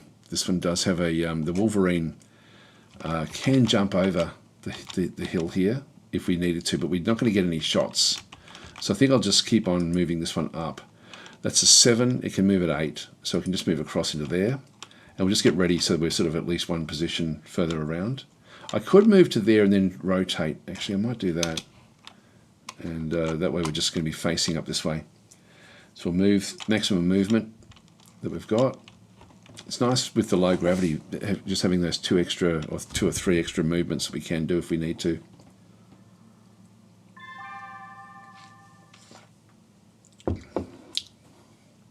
So the for us in through here, so Battle Mode's saying you pretty much always want to be running yellow hex movement. Well, not for us, because if we move to there, we've got 6 movement there. That's 6. Yellow for us means we have to then do a movement roll. So if I go and do that one, we then have to look at the pilot skill, which is 5. So we'd have to roll more than 5 on the 2-sided dice to not fall over. So it's not worth it for us to go into the yellow. So that's the gravity. That's the gravity effect. So I've got to look at this number here and not go over that. This is my sprint number, but because of low gravity, it's walking distance. But in this low gravity, I can move up to 9 total as long as I roll for everything above 6. So I can actually sprint all the way down to here, but that would then be roll after roll after roll. So there we go. Battle mode's wrong yet again. We were talking before I started streaming, we're going to be doing a few little streams coming up where we argue about things. Anyway, we'll leave that for another day. It's good. It's all good. It's good fun. Down. So this is the weapons fire. So at hex 33, so it actually was firing at, where did it get to? That's weird. We've got a bit of a graphical issue. Oh, they're down there. So 33 was where this one actually, so we can't really, this is another one where they've actually been targeting where they saw us. So they will keep on following. We're going to need to probably go around with something to, well, these have now hit the middle here. These thumpers, come on, we need these guys to smash these thumpers. We're not going to be able to stay still, I don't think, because of the artillery. Yeah, 10 damage there. So it's 20 damage ultimately. Needs rolls some misses and scatters to hex 2333. That's 2833. 28. Yeah, so it was aiming there and hit there. Look, if it's that inaccurate, I think we can. It's going to be a bit of a luck of the draw, isn't it? Really.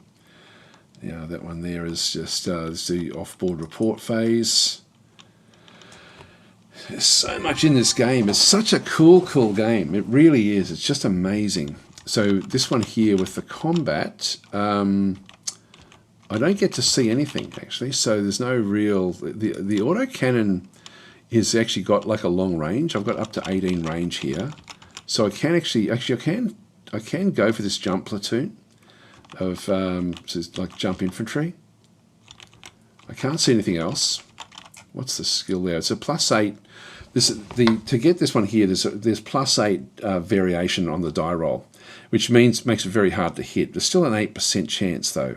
So this is our best gunner in through here. So we've got the pilot that we have has got 3, like a number 3 for gunnery skills. If we just hover over this one through here, Widow Striker's got gunnery of 3, piloting of 5, which is this is our best gunner, our best chance to actually get hits. So she has got a 3 as a starting skill, +1 for dawn or dusk, +1 for the gravity, +1 because the attacker walked, +1 because the target jumped. So this one did actually jump to that location, +4 for long range. And so in this case, we end up, like once you sort of add all those things together, it's a +8 there. So we can sort of see immediately what it is. But even so, she needs an 11 to hit from two dice rolls. It's not really worth it. We do actually have the autocannon. Excuse me, has got. Yes, it's still like I mean, what have we got to lose? We're just going to be using a little bit of the ammunition, the ammo. We've got the ammo in the right. This is from the right arm, the right torso ammo. We've got 20 ammo. Let's just go and do it. We're not going to empty the ammo. So we'll just go that way. Nothing else really for us. We have the LRMs. This is a +9 as well. Like so, this one's going to be a 3%. Let's not worry about this one. I don't think. This one is a bit more difficult again, so I won't worry about the LRMs. Let's just go and leave that one where that is. Now we do actually have in the left torso again some ammo there. Done firing. These other ones are not going to get a chance to fire on anything, so let's just go and skip firing there. Skip firing. We're going to have to come around and get a bit closer, I think, to these other fights.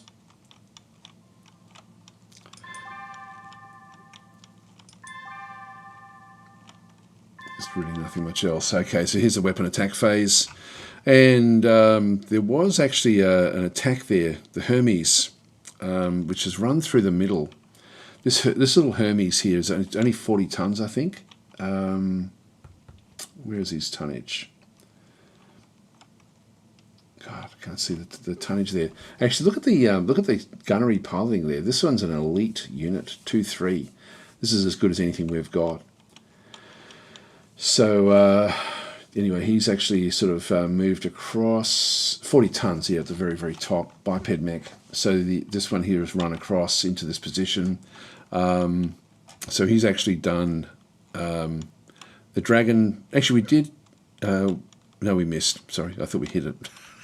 I got excited. I saw the green. I thought, oh, cool, we've got a hit. But this one here, there was actually a Hermes has come through and actually smashed. Yeah, didn't destroy the searchlight, unfortunately, but did do a little bit of damage to the MekHQ heavy tank.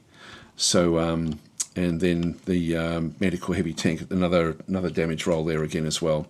We probably try to get in a bit closer to these tanks as well ourselves, and just sort of take them on. Weapons fire, they've missed the Hermes. The Hermes did take some damage here, 5 damage to the left leg. There's 9 armor remaining. So it's going to have to be a little bit careful. This is the weapons fire for the Vulcan. So the Vulcan actually did miss. This one is against the Thumper artillery, which is great. So it actually did a. So this one here, the Vulcan, over this side, shot at the Thumper. The Thumper has actually been knocked, a fair way down actually, which is good. So it's using the medium laser, hits the left side, takes 5, needs 7 to destroy the searchlight. Didn't destroy that one. 37 armor remaining. Chance for the motive system damage. The roll is 11, 9 plus 2. So heavy damage, +3 to driving skill roll. So this one, even though it's still got a lot of armor, has just been sort of knocked sideways, and so it's actually now taken some extra damage. This one here misses the Hermes again. So the Hermes is still doing okay, but it's going to need to move quickly to avoid the damage. Now, with a 2-3 piloting skill through there, this one can move into the yellow zone because the piloting skills are so much higher than our units, for example. So we're just going to click on done through there. That's good. Firing report. Physical phase, not really anything we need to be doing in here. Wow, look at them all. There's just heaps. We're going to have to just sort of, through attrition and stuff, just go around. We need to get rid of those thumpers and get rid of all the others that we possibly can. So this is now the physical phase. Just going to skip all the attacks in here. This is mainly just for searchlights and stuff, which again, I don't know why you would put a searchlight on in this phase. It just doesn't seem to make sense to me, and I don't think I understand it. physical phase. So they did actually hit the Hermes, the right leg. Unfortunately, hits the Hermes again. Critical roll on the left leg, but no effect there. So armor was destroyed. The Wasp misses, and then we've got the piling rolls. So they both succeed. Now, what's the piling roll? What's the pilots like for these guys? We should actually check and see what we're dealing with in here as well. This is 6-7. So these are poor. 5-6 there for the biped mech there. These are 5-6s, but this one here, this Wasp, is terrible. So this one here, any little attack on that one and it's going to be destroyed. This one here is a 5-6, so about the same level as us. A 6-7 there for poor driving. This one here is taking a bit of damage here now. So heavy damage, even though it's only, so it actually took heavy damage even though the armor has hardly been affected. All right, so and this one is spotting different units for different things as well. That's okay. That's okay. We'll get there. Yeah, the engine.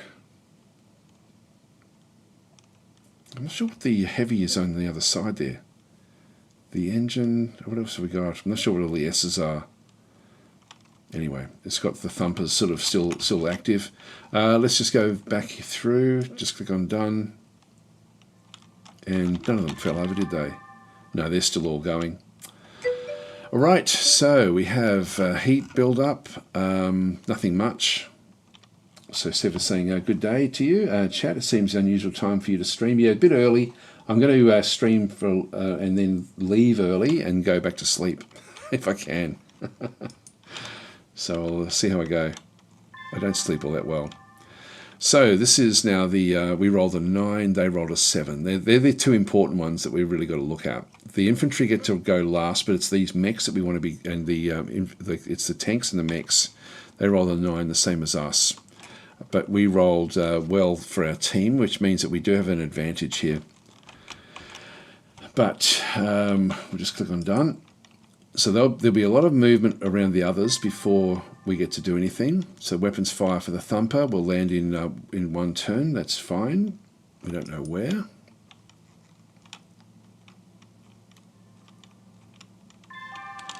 So now we're going to have to start to focus on what's moved and what hasn't.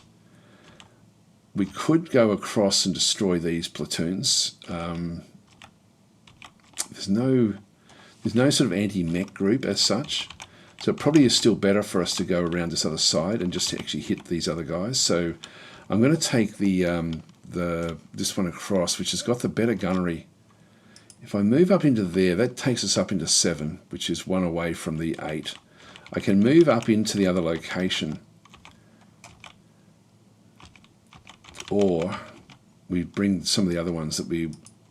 Oops, hang on, just go back and grab this one here. This one here is the rifleman, which is this one here. So let's just go and use the rifleman and bring that one up.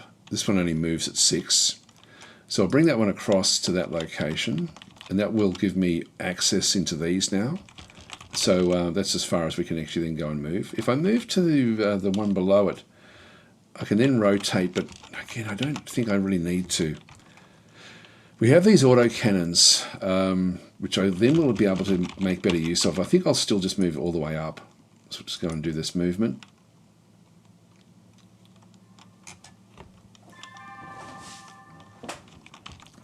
The next one that we've got down through here is the Wolverine. The Wolverine we will be wanting to get into the fight. I want to move this one up and around. So I could jump across into here to then jump back across over this way next time.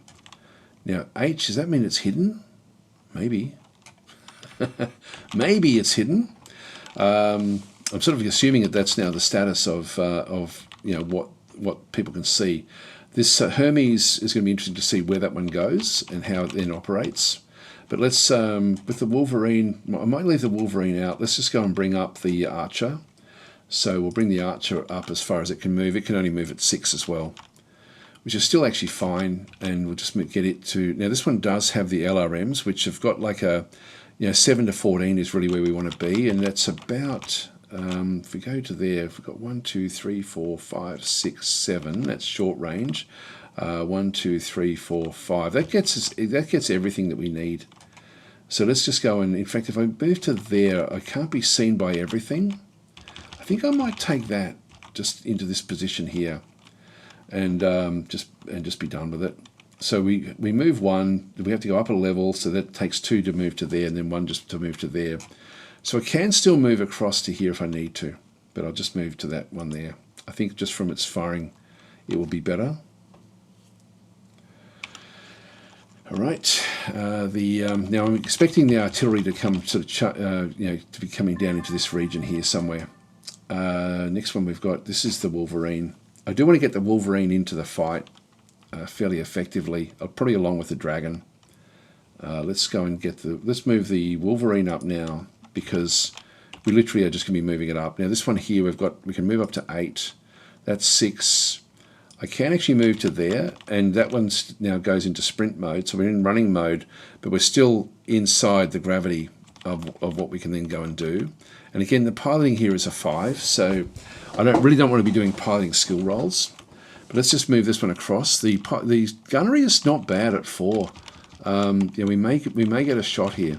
So let's just go and do this one. We'll then do the turning around next turn, and so just go and move this one up. So we've got different targets and things that we can sort of see back over this other side. So the Wolverine, if we have a bit of a look at this one, it will now be running. So it ran. This one here will have only walked. So because these are sort of inside the level that it can actually then go and do. Now the Ostrock. This one here, the Ostrock is an interesting one. What do we got weaponry-wise? Large lasers. We got like 5 and 10. So if we go to 1, 2, 3, 4, 5, 6, 7, 8, 9, 10. It's not really far enough. So we do need to. I know I can shoot further, but I will be wanting to bring this one across into the fight as well. I think I'll actually just position it on this area through here. Again, it can move at 8. I do have the height there. But no, I think we have to move in closer. So we'll then be running there as well. So we can move into that one, just moving down the slope as well. Let's move across. The thumpers are all together. Hopefully, oh, there we go. That one has now moved across into a different position.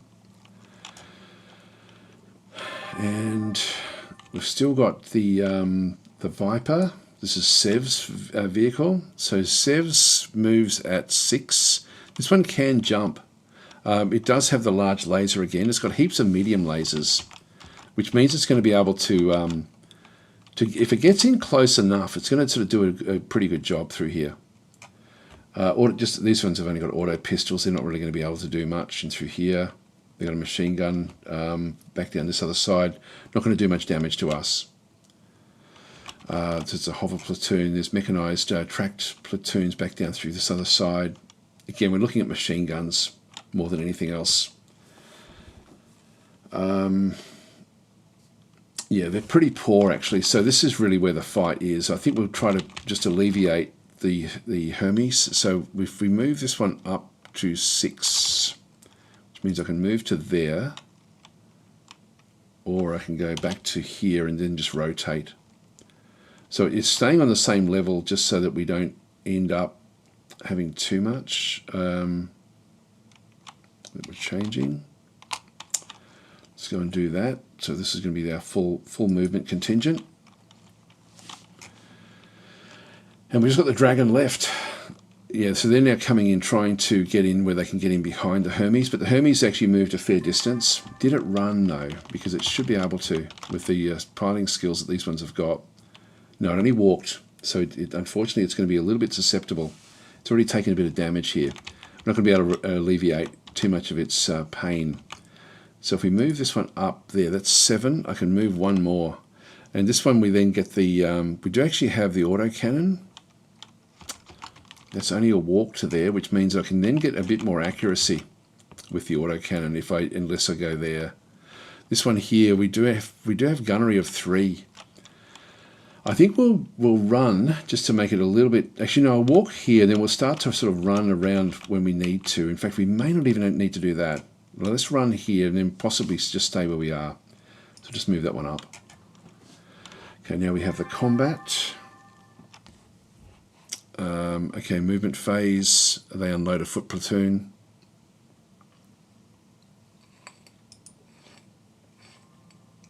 Weapons fire. Targeting 3027. 3027 is still further down, so they're still they're a turn behind us all the time. So they're sort of where we were. It missed and scattered us to 2231.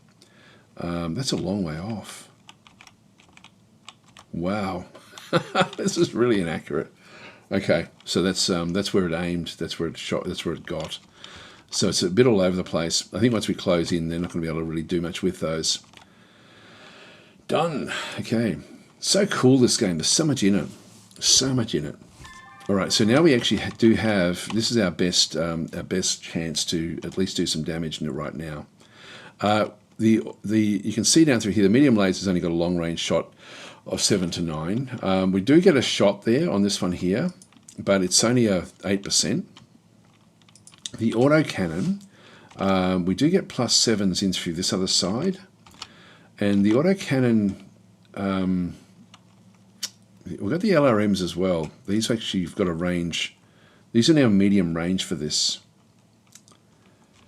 They're +8s all the way through there.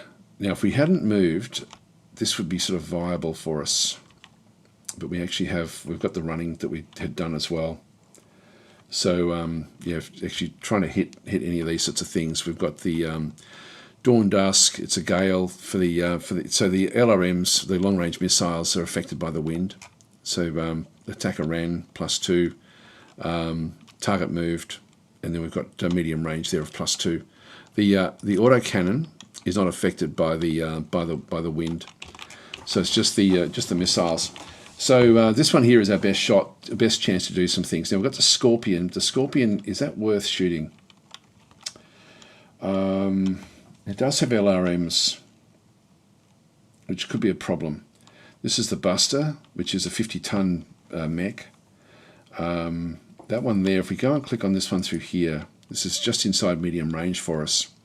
17% chance to hit that one, 17% chance there. All these +7s are going to be 17% with what we end up having. These motorized platoons as well.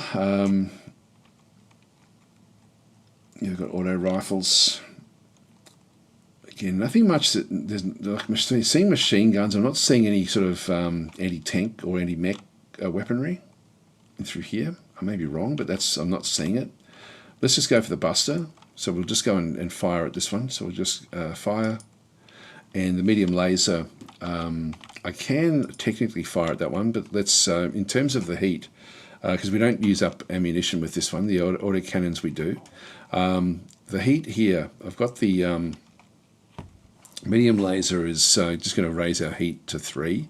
We're already at 3, that's going to take it to 6. If I go to the LRM, this one here, the other thing I can do would be to illuminate, I think.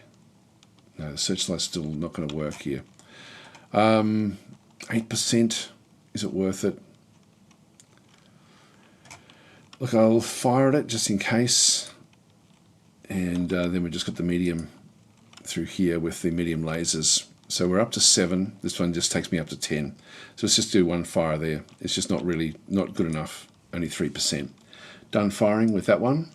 That's really our best chance to get some damage done. This one here with the LRMs, the long-range missiles, we do actually have +9s. I'm not going to bother with those. Let's just wait until we actually have a target. So we'll probably end up keeping this one in this position and not moving after this, just so we end up getting good results. Then we've got this guy, large laser. We do have a +8 there against like the Scorpion end, this one as well. It's only 3%. It's like I can afford to take a pot shot here. So let's just go and take it against this one here. I've still got 5 left over. The large laser does 8 heat, so let's just we're done firing there. It's just not the chances of getting these hits are fairly low. This guy here is the rifleman, which does have the 2 autocannons. Again, that's not too bad. Gunnery wise, we've got 4, which is not as good as the dragon, but it's still not too bad. So we'll just go back to the autocannon, and we do actually have some long range shots in here. So I can actually hit this one. It's only 3%, so I'm not going to waste waste what we have. These ones here, we've got a 8% with the large lasers, and I can afford to shoot one of those.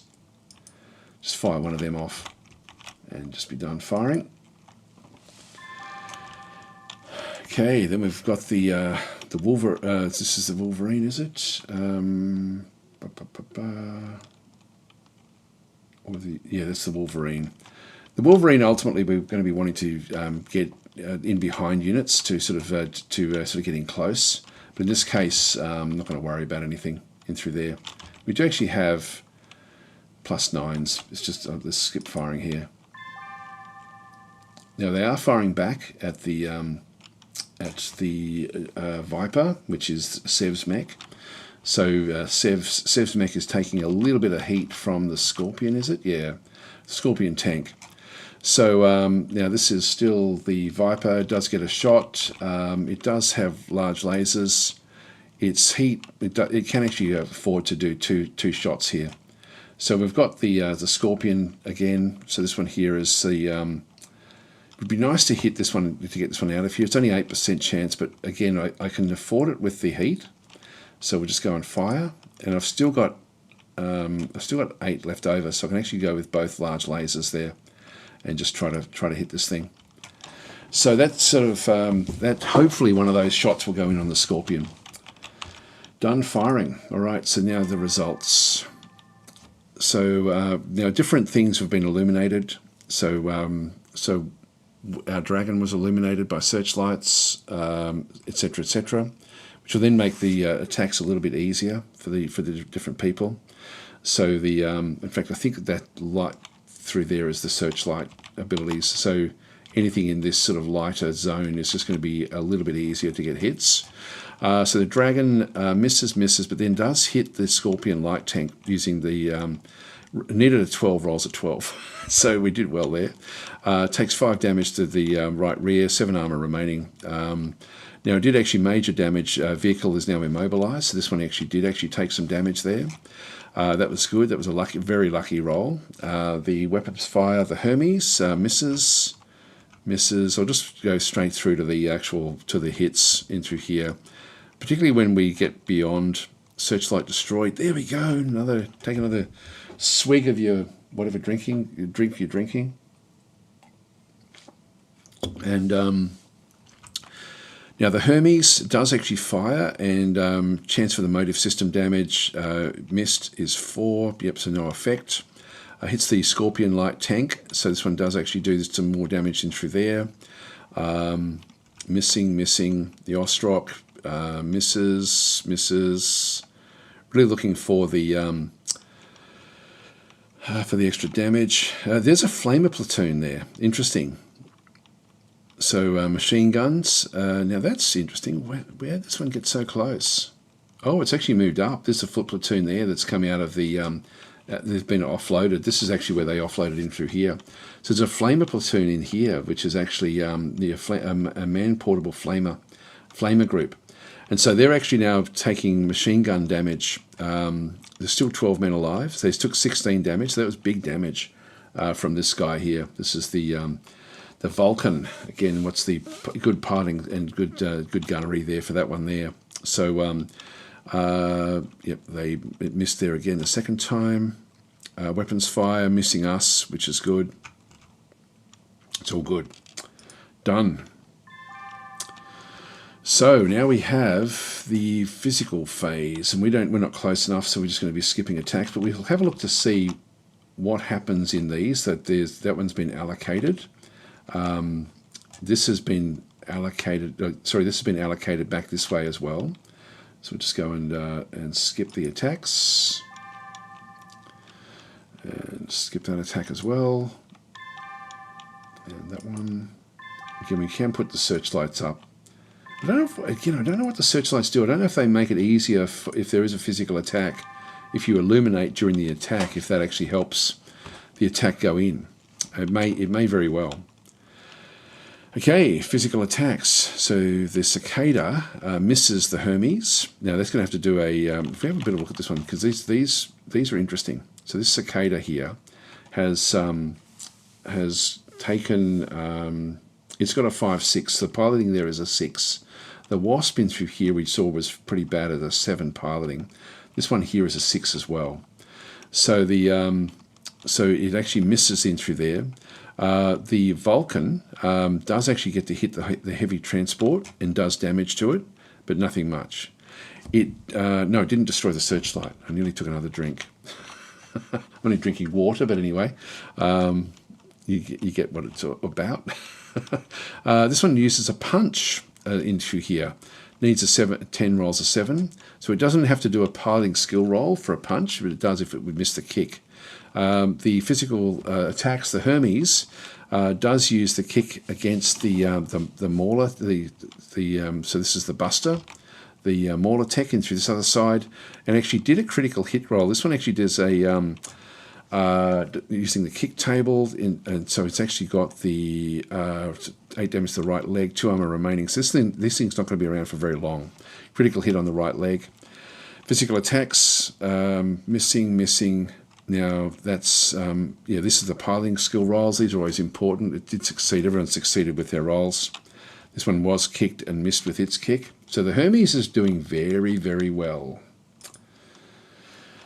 So this is, it's a little... Oh, and this one blew up. So what we end up having here is... Cicada gains 11 heat now at 2. End of phase. The Buster needed to avoid critical damage due to being hit by a physical attack. And so this one here is just a shitty mech. If it was a critical hit roll, it's a critical hit on the left, right... what's it, LRM? What's the LRM? The left, right, something. So it's what is it? The one left? It's not left, right. It's left, rear, something. I don't know if it had like a. Yeah, no idea. Anyway, the LRM. Oh, hang on, LRM. The damn, of course, long range missile. What am I thinking? My mind went completely blank. There we go. Battle mode jumped in there to get a quick punch in on me before.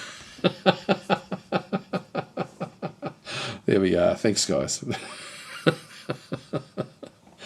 So I don't know what I was thinking there. I was thinking of the left torso, which had the LRM. It hit the ammo, and the ammo explodes. So it takes 2 damage. Needs a 3 to stay conscious. Does stay conscious. Need a 5 to stay conscious. Rolls a 9, so still staying conscious. And then the Buster again then takes heaps of damage. Its searchlight did destroy. Cheers, guys. Section destroyed. Limb blown off. The Buster, took damage there. Section destroyed. So basically, it's been completely destroyed. Now it looks like the pilot didn't make it.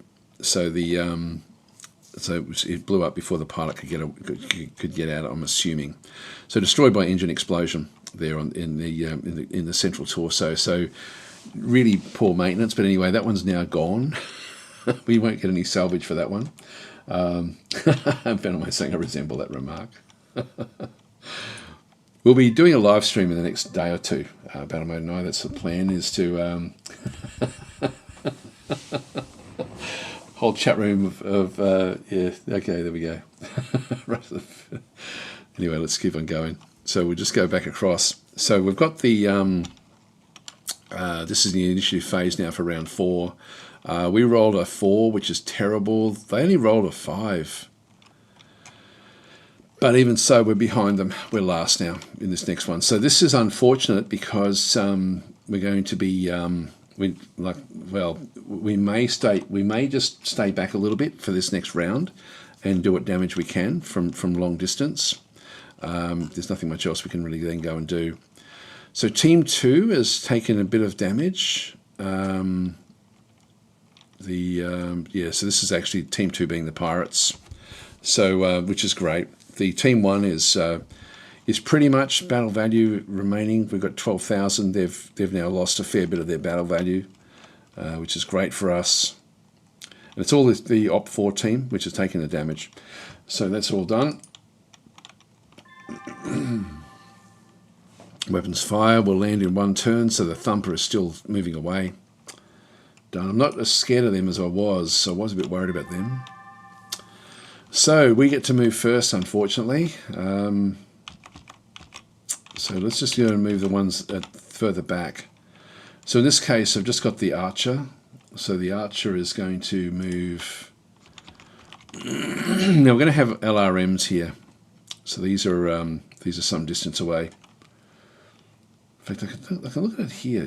I think it tells me in here somewhere what the distance is across to these from the selected mech. I thought.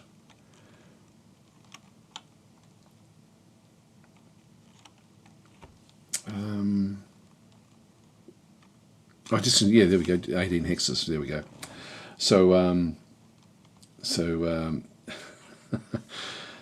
yeah, saying 4 throwdown. Yep. So that's the distance from the selected unit, 18 hexes. So I can sort of plan a little bit with what I can see over through here. So it's still in there. It's in our medium. Sorry, it's in our medium to long. Essentially is what we end up having through there. So essentially it's a long range attack on these guys. So if I move it up to 14, if I keep on moving around the corner, I'm going to ultimately get a better shot. But if I don't move, I also get a good shot as well. Now, the fact that these are all congested here, I think we just don't move. Let's just go and skip the movement for that particular mech. And we'll just keep on moving the ones that are further back into position. The riflemen as well. So let's just go and click on this one through here. This one here, we've got the we do have the autocannons. They're only autocannon 5s. So I think I do want to be moving this one up into position to just get other shots. That Scorpion's immobile, so it's going to be a nice easy one for us. But we'll just move this one across. This one can only move at 6, so that's fine. We'll just move that one into that position. So technically it's only walking.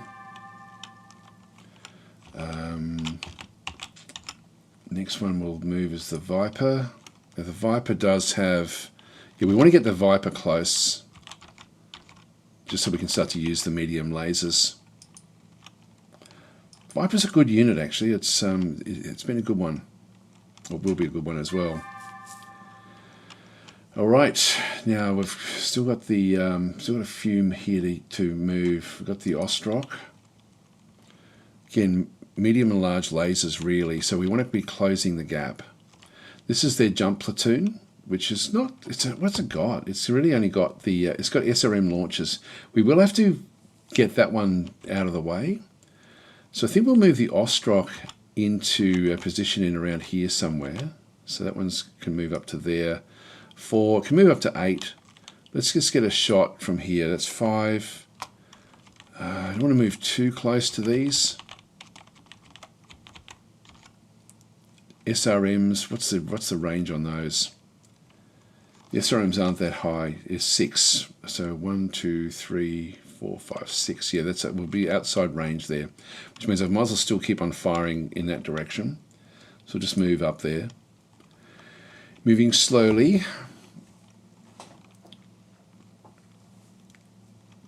A lot going on down this other side. Hermes has now run all the way down into the door again, and is now being sort of followed in, which is actually good for us. We've still got the Wolverine. This is the where are we here? So this is the one that we have. This is, it's funny, it doesn't, I wish I would put the name that we actually have there. This is Aster Blaster's mech. We don't see it anywhere in terms of the actual name that we gave it, which is frustrating. We've got them. We might have to do the Mech Warriors in future, I think.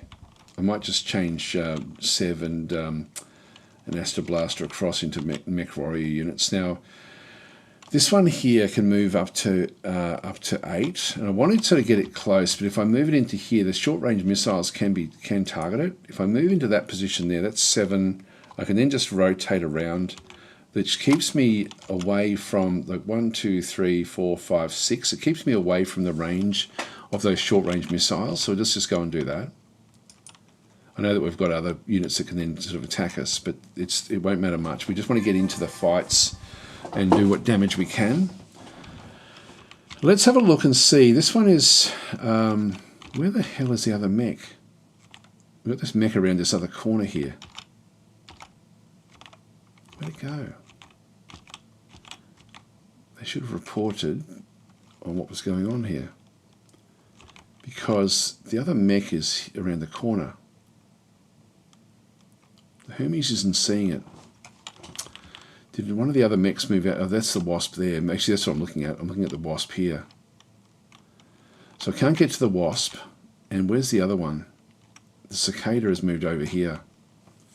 So all their mechs have now moved away, which means that we're going to have to now deal with the other groups. Now we're mainly going to be using the medium lasers. I think will probably be the main thing that we actually use for this one here. So I do want to move up into nice, like short range. Well, it's just 3. I'm not going to be able to do that. But what I can do is just move across. There's water there as well. Now, I don't need the overheating. The heating's not going to be a problem for me. So I think I'll avoid the water. Let's just move to there. That's 6. We can still move 8. And I'll just walk so that I don't suffer too much damage through other bits and pieces. Now I'll just move that way there so we're facing against these guys. All right, done. Move.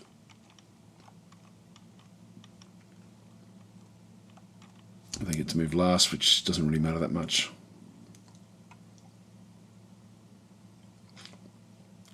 Moving into the lee of the hill. That little growler's moved in, so we should be able to smash these. Like, I'm not too worried now about the mechs. I'm now going to be going up against the various units like this Scorpion.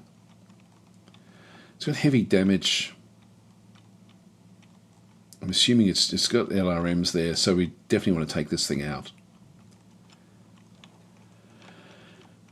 Anyway, that's all fine. So this is now the, what do we have in through here? This is still waiting. Here we go, firing phase. Now, weapons fire for the Thumper. Fires at, it did miss, so it's firing at 2725, which is here, and missed and hit this. And it actually went and the building absorbs 45 points of damage. Yeah, so it actually took a lot of, like, these are big, heavy buildings. This is like a fortification. So hardly any real damage there. Absorbs 30 points, 40. So there's a lot of damage that this thing does. But anyway, that's all fine. So it's must start with 500 points, I guess. Have a bit of a look at this one here. I think the CF there is the 485. Are these different? Yeah, 485 all the way through. If it's 500 there, that was 500. Maybe there's a bit of splash damage with these. Yeah, these are all 500s. They haven't taken any damage, these fortifications. Okay, well, that's interesting. I'll just go and click on done there. And now we have a attack going up against our riflemen.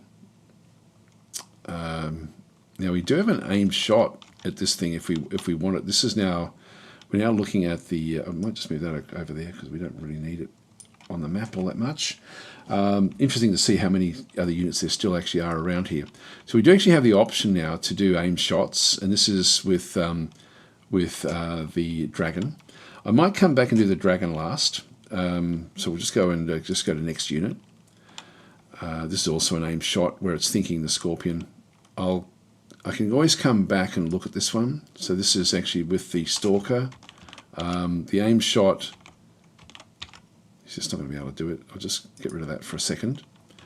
So this is the archer.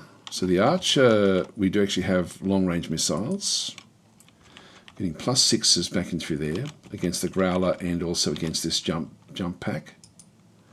17% to hit that one, 17% to hit that one through there. I think I might just aim at these guys. There's 18 troopers there, so we'll just go and fire, and we'll fire with both the LRMs. Okay, the heat build up with 2 over there because of firing those, so we're just done firing. Now, again, I'm going to come back to that, but we'll just go to the next unit, which is, in this case, we're looking at the Ostrock, which has got the medium lasers and the large lasers, and we've still got 15 heat that we can sort of dissipate, which is nice and strong. Now, that scorpion is really susceptible to being hit. What does this growler do? It's got a vehicle radar. That'd be useful, but it doesn't really do much. So these here also won't have a real lot of damage that they can then go and do. That's just a dump truck. Again, hardly any. Well, there's nothing much there really at all in terms of what it can do fire-wise. This thumper is actually targeting us directly, which is fine. We can't do anything about that. So the scorpion is the by far the most dangerous one. We can actually go and try to hit different areas. We can hit the rear, the front, the left, or the turret. The left side, right rear, right side, these are all taking a bit of damage here. Now, this is to hit this one here is a 92% chance with an aimed shot. I don't know what the turret amounts actually are for this particular unit. Scorpion light tank. It's not going to last for very long. If we just target the left side is what's facing us. So we'll just go and fire at this one. And we're at 9. Medium laser is a 72%. If I go the large laser again, we've got another 8. And that works out okay. So we'll just go and hit with both of these large lasers. And that'll do us. Done. This one we should be able to destroy this thing very, very easily.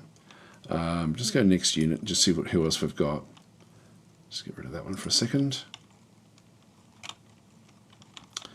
So the rifleman, we do have the auto, this one here.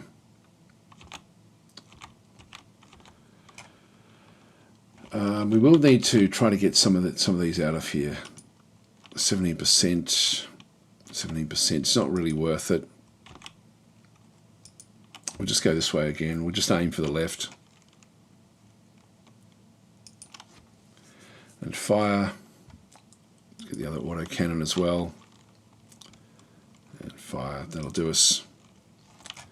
We still don't have much heat build up. So the large laser, 92%.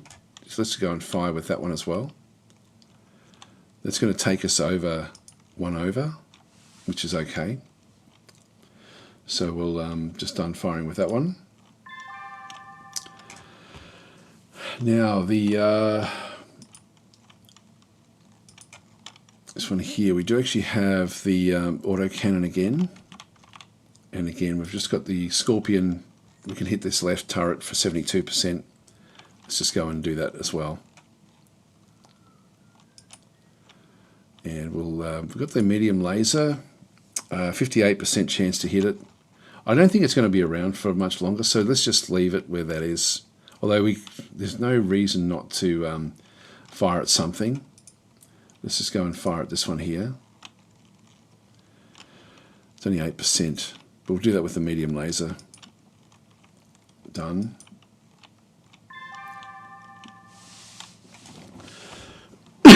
That's interesting. The Hermes has got a long range attack going out.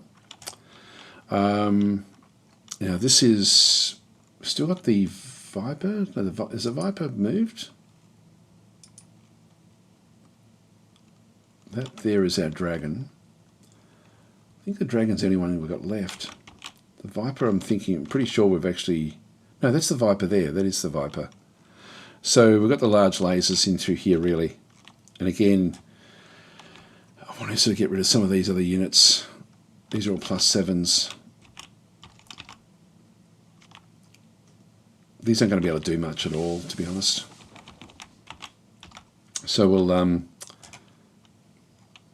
just because we don't want things moving around, I might look at this one up through here with large lasers. These are +5s. Fire, and we can still fire a second time there with that large laser. That'll do. Done. And it still just now leaves the dragon. So we've got some pretty good shots in here with the we've got medium lasers. We also have the auto this one as well. So we can sort of take on any of these different units in through here. So I might just, rather than firing at this thing, which I think is dead, I'll just go and hit some of these mechanized track platoons and stuff. Just going to fire with that one. Medium laser. That doesn't have a chance to hit. Why is that? Oh, that's rear facing, that's why. Medium laser here. 28% chance. One's a 42. We'll fire on this one. And we've still got the LRMs as well, which give us 4 heat. These are all within minimum range. And we've got the wind to contend with as well. 17%. Yeah, the moderate gale gives us a +1. So the I don't think I'll worry about it. Like it's 17%. Is it worth firing that off? Possibly not. I mean, if we can do damage to it, I might as well, I guess. Yeah, look, I'll take a punt. The heat is still fine. Done firing. Okay, so that's now been stunned and immobilized. Again, we'll just watch for anything where we're getting sort of good damage. And look at ours as well. We did actually hit the Scorpion tank. 6 armor remaining. Engine destroyed. It's now immobilized. Engine destroyed again. MekHQ heavy tank. This is over through here. They've fired on the Hermes and missed all the way through. Actually, they did get a hit there in the end there with missiles, but nothing too bad. Rifleman, again, section destroyed for the left side. Critical hit, crew stun for 1 turn. In through there. Searchlight destroyed. Cheers. It's a dangerous game, that one. Depending what you're drinking. I'm only drinking water, but anyway. You can play along with whatever you want to drink. So weapons fire for the Wolverine. Again, Scorpion, left-hand side. That's all fine. Weapons fire for the Cicada. Against the Vulcan, that's actually okay. The Hermes, I thought the Hermes already had fired before. Maybe it was the Vulcan. Yep, so we'd actually missed. The Viper does actually hit that platoon, takes 2 damage, so there's still 26 men alive. We're going to have to get in close with... we don't have any machine guns on anything we've got. We've only got really like this, the lasers, so we'll have to just go in and laser them. Laser surgery. Now this one here, the MekHQ heavy tank does fire a particle cannon and actually did do damage to the left arm. There's only 1 armor remaining there, which is a bit of a problem.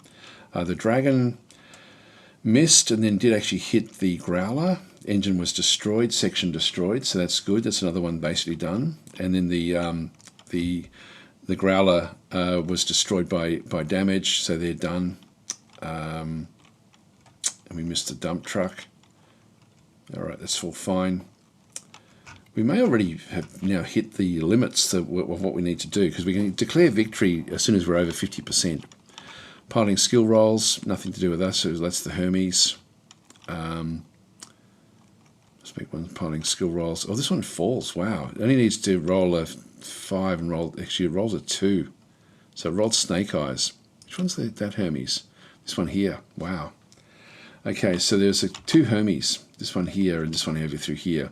But this one actually did get stuck in quicksand.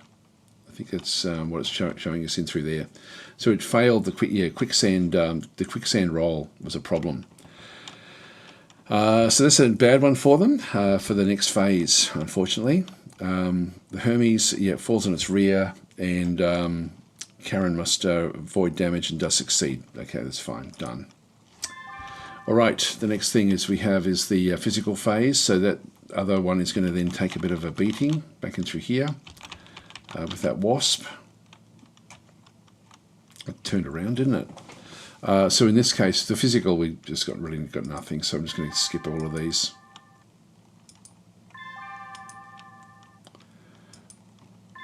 It's only the searchlight.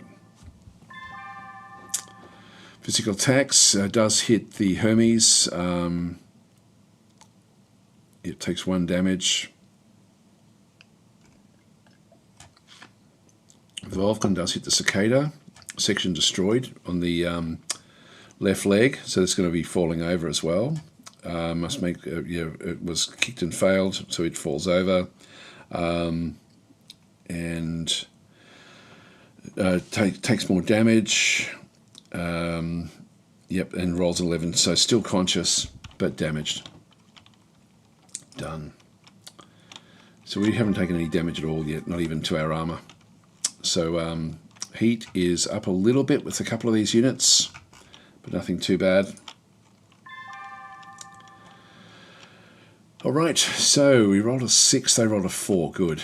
So this is now the next initiative, and so we'll just come back through. So we've got the weapons firing through here for the Thumper. We'll land in 1 turn. Done. Now this is the movement phase. We've got a few things. We've got the Wasp, we've got the Maxim. These things are now coming down for this other Hermes. And we can actually avoid these, which are not really a big threat to us. These are just things we can then just go and clean up afterwards. What's the Buffalo got? This one here has just got a vehicle radar. These are all sort of, like, these are not battle mechs or battle vehicles. It really is more these, the Vendette, the Maxim, which has got SRM. So yeah, these are much more dangerous. And then the Wasp, of course, which can then sort of hit this guy here. Hopefully he'll get up. Actually, what's his skill levels? Piloting skill there of 4. So he should really be able to get up and look after himself, but has taken a bit of damage now. So we need to go and relieve this pressure. One thing we could do would be to move into this location here. Now we've got up to 8 movements, so I can actually just go into there. We get to see all of these, and then we can just sort of move to there and rotate, or we just press escape and actually move further across this way. Move to the 8, and that way we can see this one, but then we're running. I think we're sort of going to be running anyway, even if I move into there and then just do a rotation. So just Shift D, move. I don't know if that rotation counts as running. If you have a bit of a look and see. Yeah, ran. Because we moved and turned, that's now considered running. So we're going to be a little bit less accurate, but we're in a good position there to do different things. Now the Archer isn't really close enough to do much through this other side, so we'll just move it up. 6 is all it can move.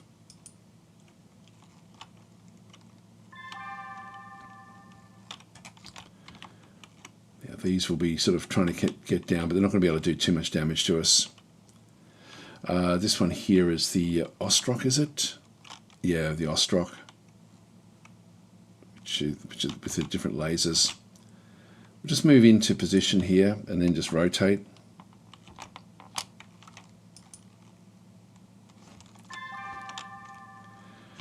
And this one here, we do actually have the auto cannons, and again, I'd like to get across to start to cause some issues back on the other side there.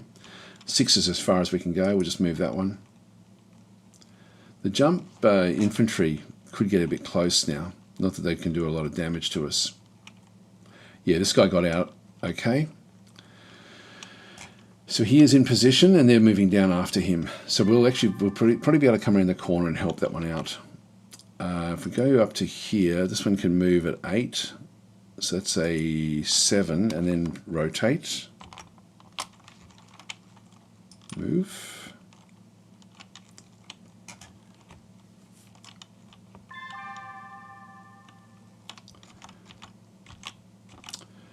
Now this is the Viper. I can jump jet across into different locations. The 6 is our maximum.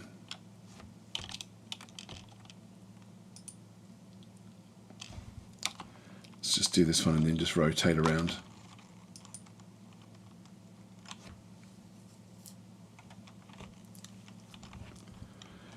So this Radiance is in the middle of all those different tanks and things. Well, this is getting close. What have they got? Nothing much again, machine gun. That's pretty much all they've got. Okay, so now we've got the... what do we have? We're still waiting for them to all move. Yep, that's okay.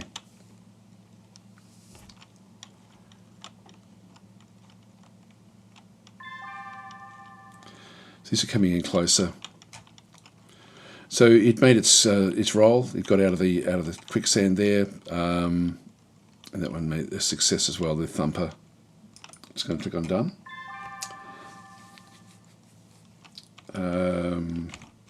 Go that way. We've got the okay. Here we go. We've got the artillery now falling in pretty close.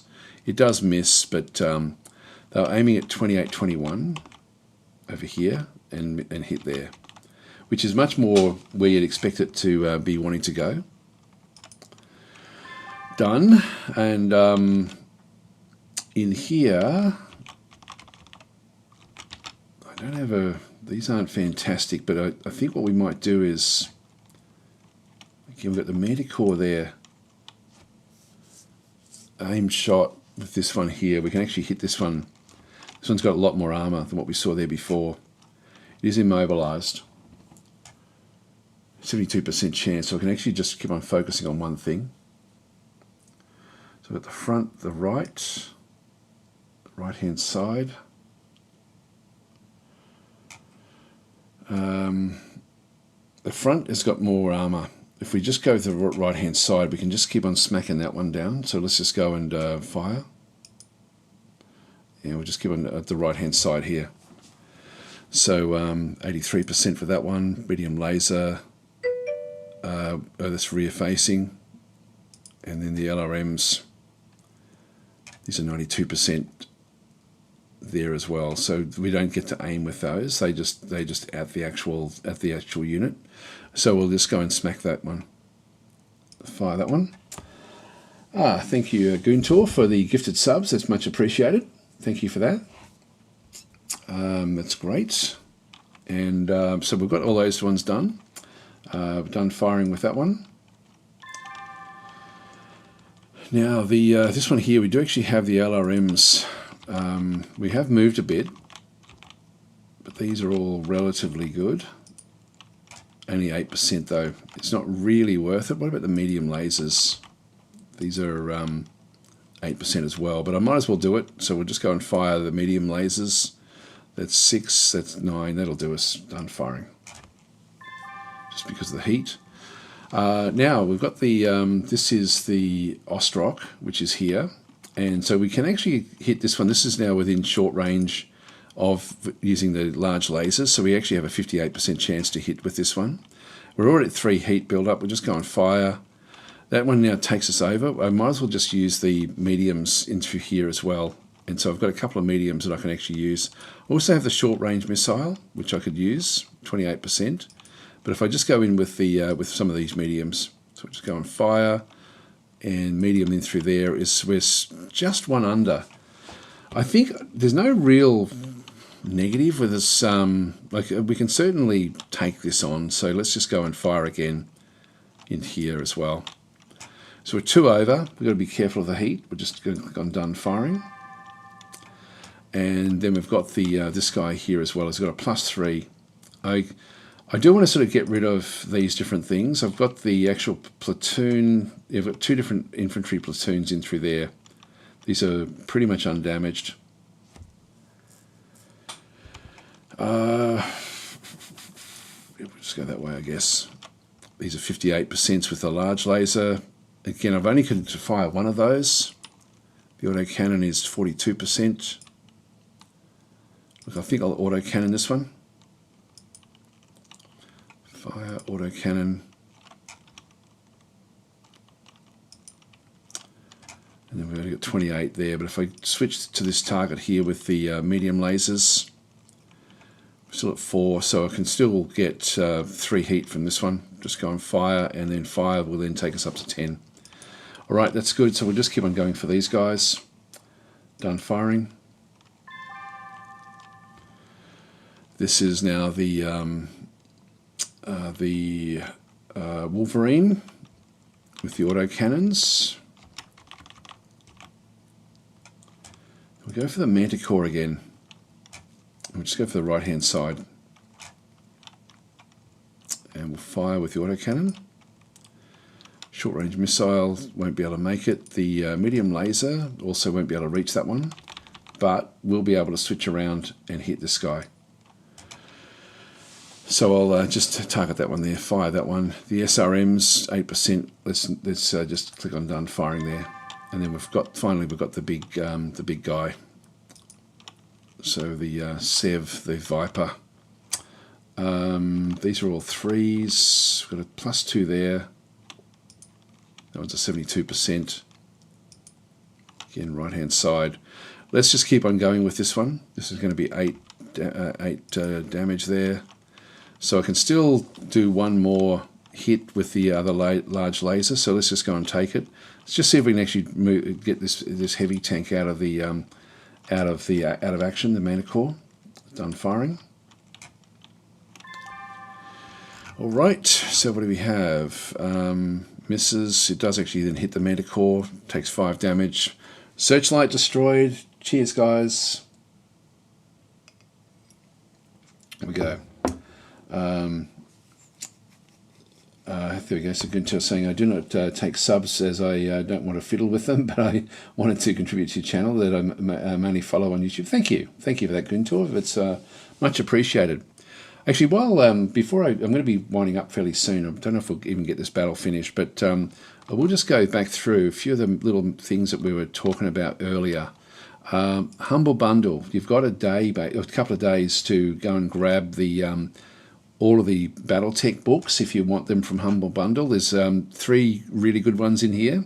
The BattleTech manual, maybe 4. Universe, I think, you see that one around a bit. BattleTech manual is great for mech-on-mech combat. A Time of War is recommended. I haven't had a look at that one yet. I should actually open that one up and have a bit of a look.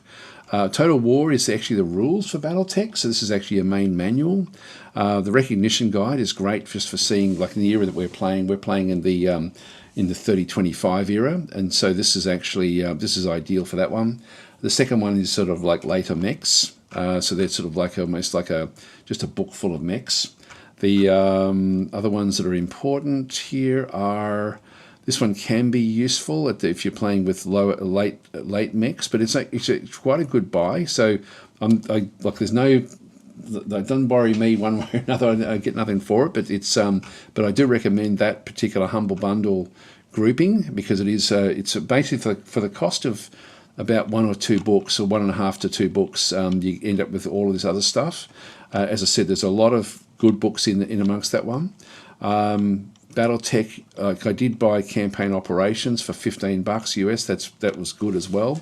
There's another one, tactical operations. I'm looking at getting as well. So so that's just from the actual catalyst who actually makes the BattleTech. Of course, MegaMek is BattleTech basically as an open source game.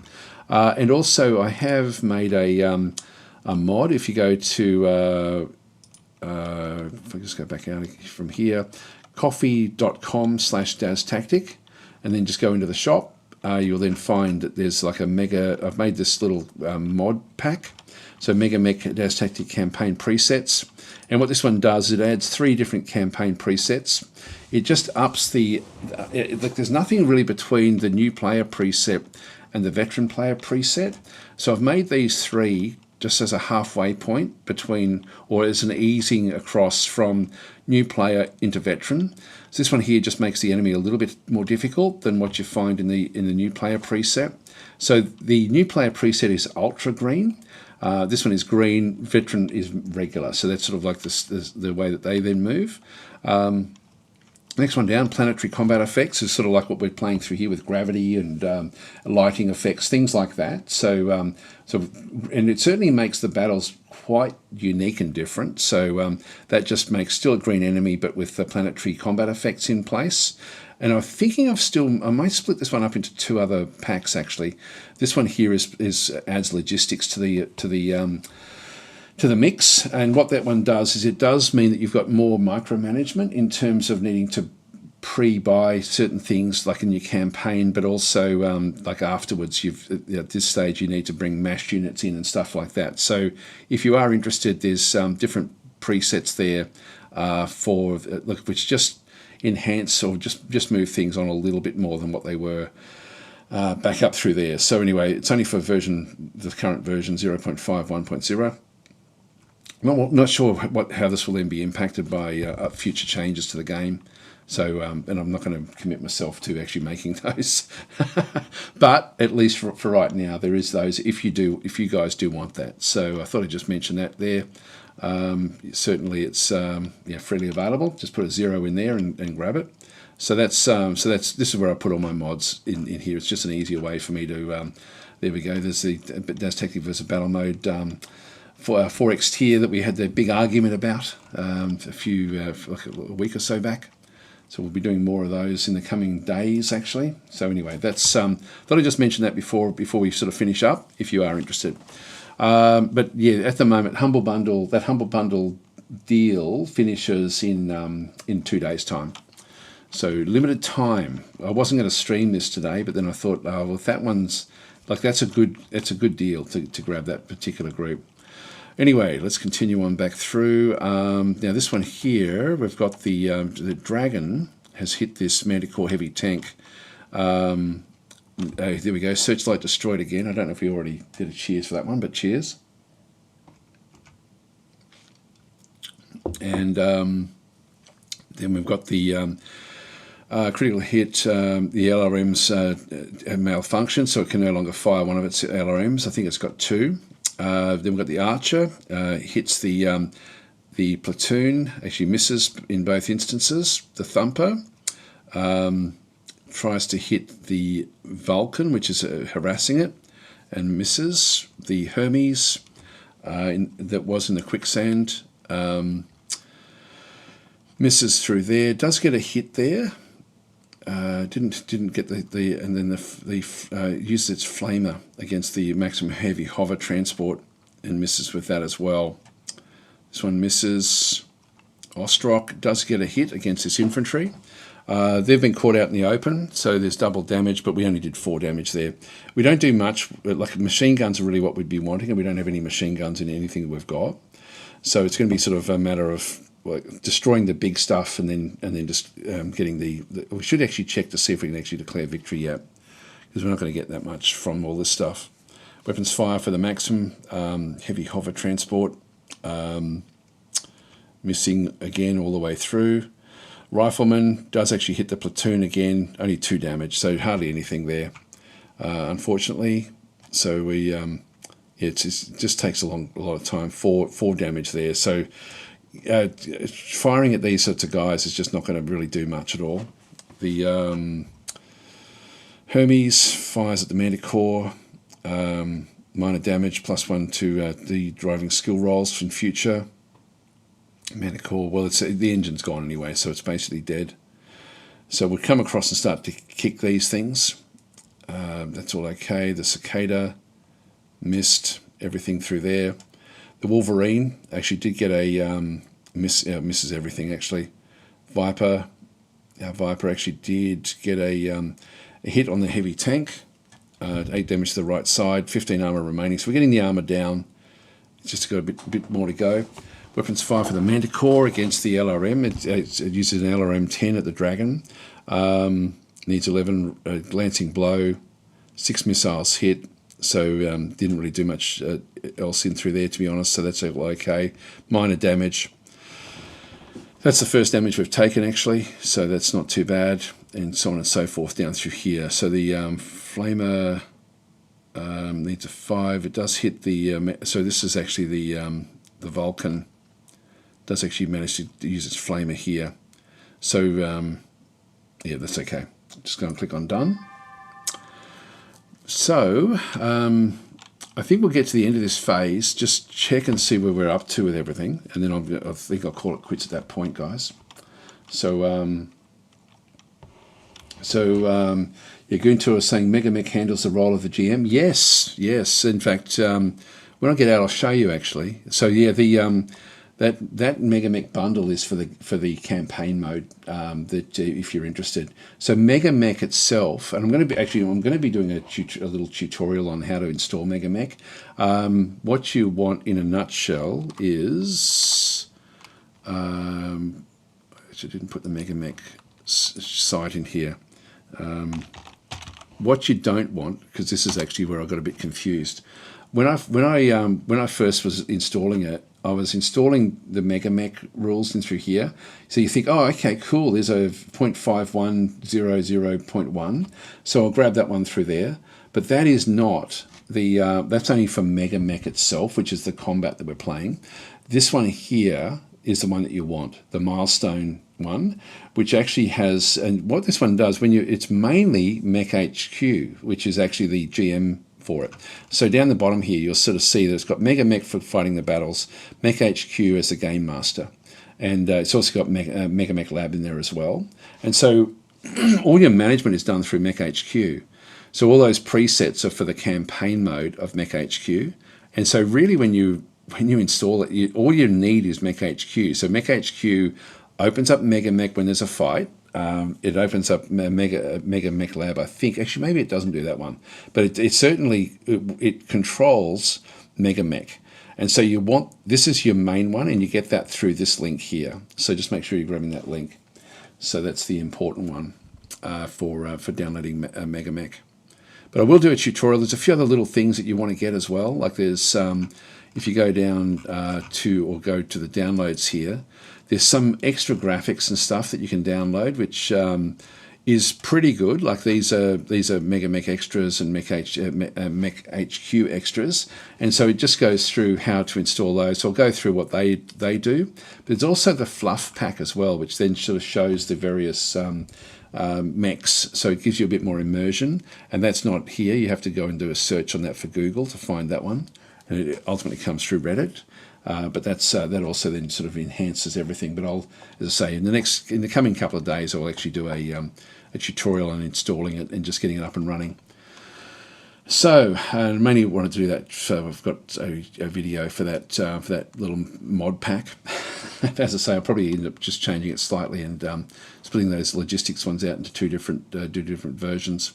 But if you do grab it, I think if you get it from if you just put a 0 in this one here, but I think it then tells you if it says a change to it. So when I do the upgrade, if I do upgrade that, it will then at least I think it'll let you know if you've grabbed it.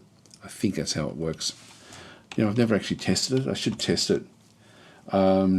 So Huffman is saying we do a multiplayer campaign on MegaMek one day. Actually, Battle Mode and I were talking about doing a battle one day, like just not a campaign, but just a multiplayer campaign. It would be just way too difficult. But we were thinking of actually doing like a small fight with it one day.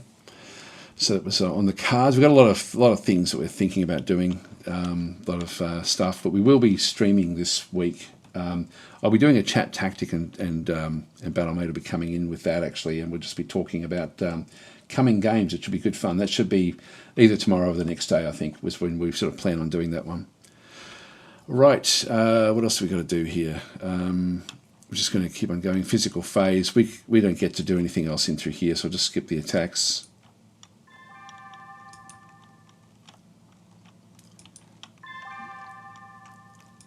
Yeah, these things are blowing up all over the place. Just get to the end of this phase. Physical attacks. That one's still working. This little wasp is harassing this one. It's okay though. Major damage to the vehicle. Back down this other side as well. Piling rolls. The Hermes does succeed. That's fine. And end of phase report. So we'll just go and end the phase. Gone done. And then I'm going to leave it here, guys. But when we come back through, what's the yeah? They've still got 67% remaining, so we still can't claim victory just yet. But I will actually leave it here. So this is another little gotcha. I might just finish this on off and just show you how to get back into the game if you need to. So if I go to File, Save Game, where I am, and so I'll make this one just Dazo 3, I think is what we're up to. So Dazo 3. It's then going to just create like a save file for me. But if I then leave MegaMek, do you want to save? No, I've already got that one saved. If I go back into it, this is actually the MekHQ running the actual game itself. So this is actually still running away. It doesn't know that we're actually still in the middle of our fight. So in this case, I'm just going to go and close this one down. Now, do you want to save this game before? I'll just go yes. I've already got a Dazo 3, but I'll just do this one here as well. So I'll just go save. So they're the actual saves that we have. If I then just go back into the MegaMek, so I don't have to do it through MekHQ, but if I go into MegaMek and start to run this one again, so I can just open it back up, load a save game. There's a bit of a gotcha with this one. So if I go into Dazo 3, if I go back into the list, I can then just do it by modified and just sort of see which one is the most recent one. Open this one up and get it started. But the AI doesn't know what it's supposed to do. It thinks it's a multiplayer game. So if you do find yourself in this position, so you can see here the server player pirate op 4 is disconnected. You may skip the current turn with the skip command. So like basically there's no one playing it, and they think that one there is no longer an AI. They think it's actually a multiplayer game where somebody has actually bowed out of the game itself, and that'll be the same for our guys as well. So what you need to do if you do find that, if you do save it and then come back in, is you do need to go up into game and then edit bots, and then you just need to go back through. This is all of the different bots, so the Lothian Lead, the Pirate Irregulars, the Pirate Up 4s. At this stage they're just ghost players. We need to replace it with Princess. Princess is the AI for the bots, and we then actually have bot settings. I'm just going to go and click on OK. They then get all replaced, and now they will actually, the AI will now play, but it doesn't just do it automatically. So that's now, you can see they're now moving off and doing different things. But that's just that sort of is something that's important if you do come back into it. So I did screw up a few times when I didn't actually realise that.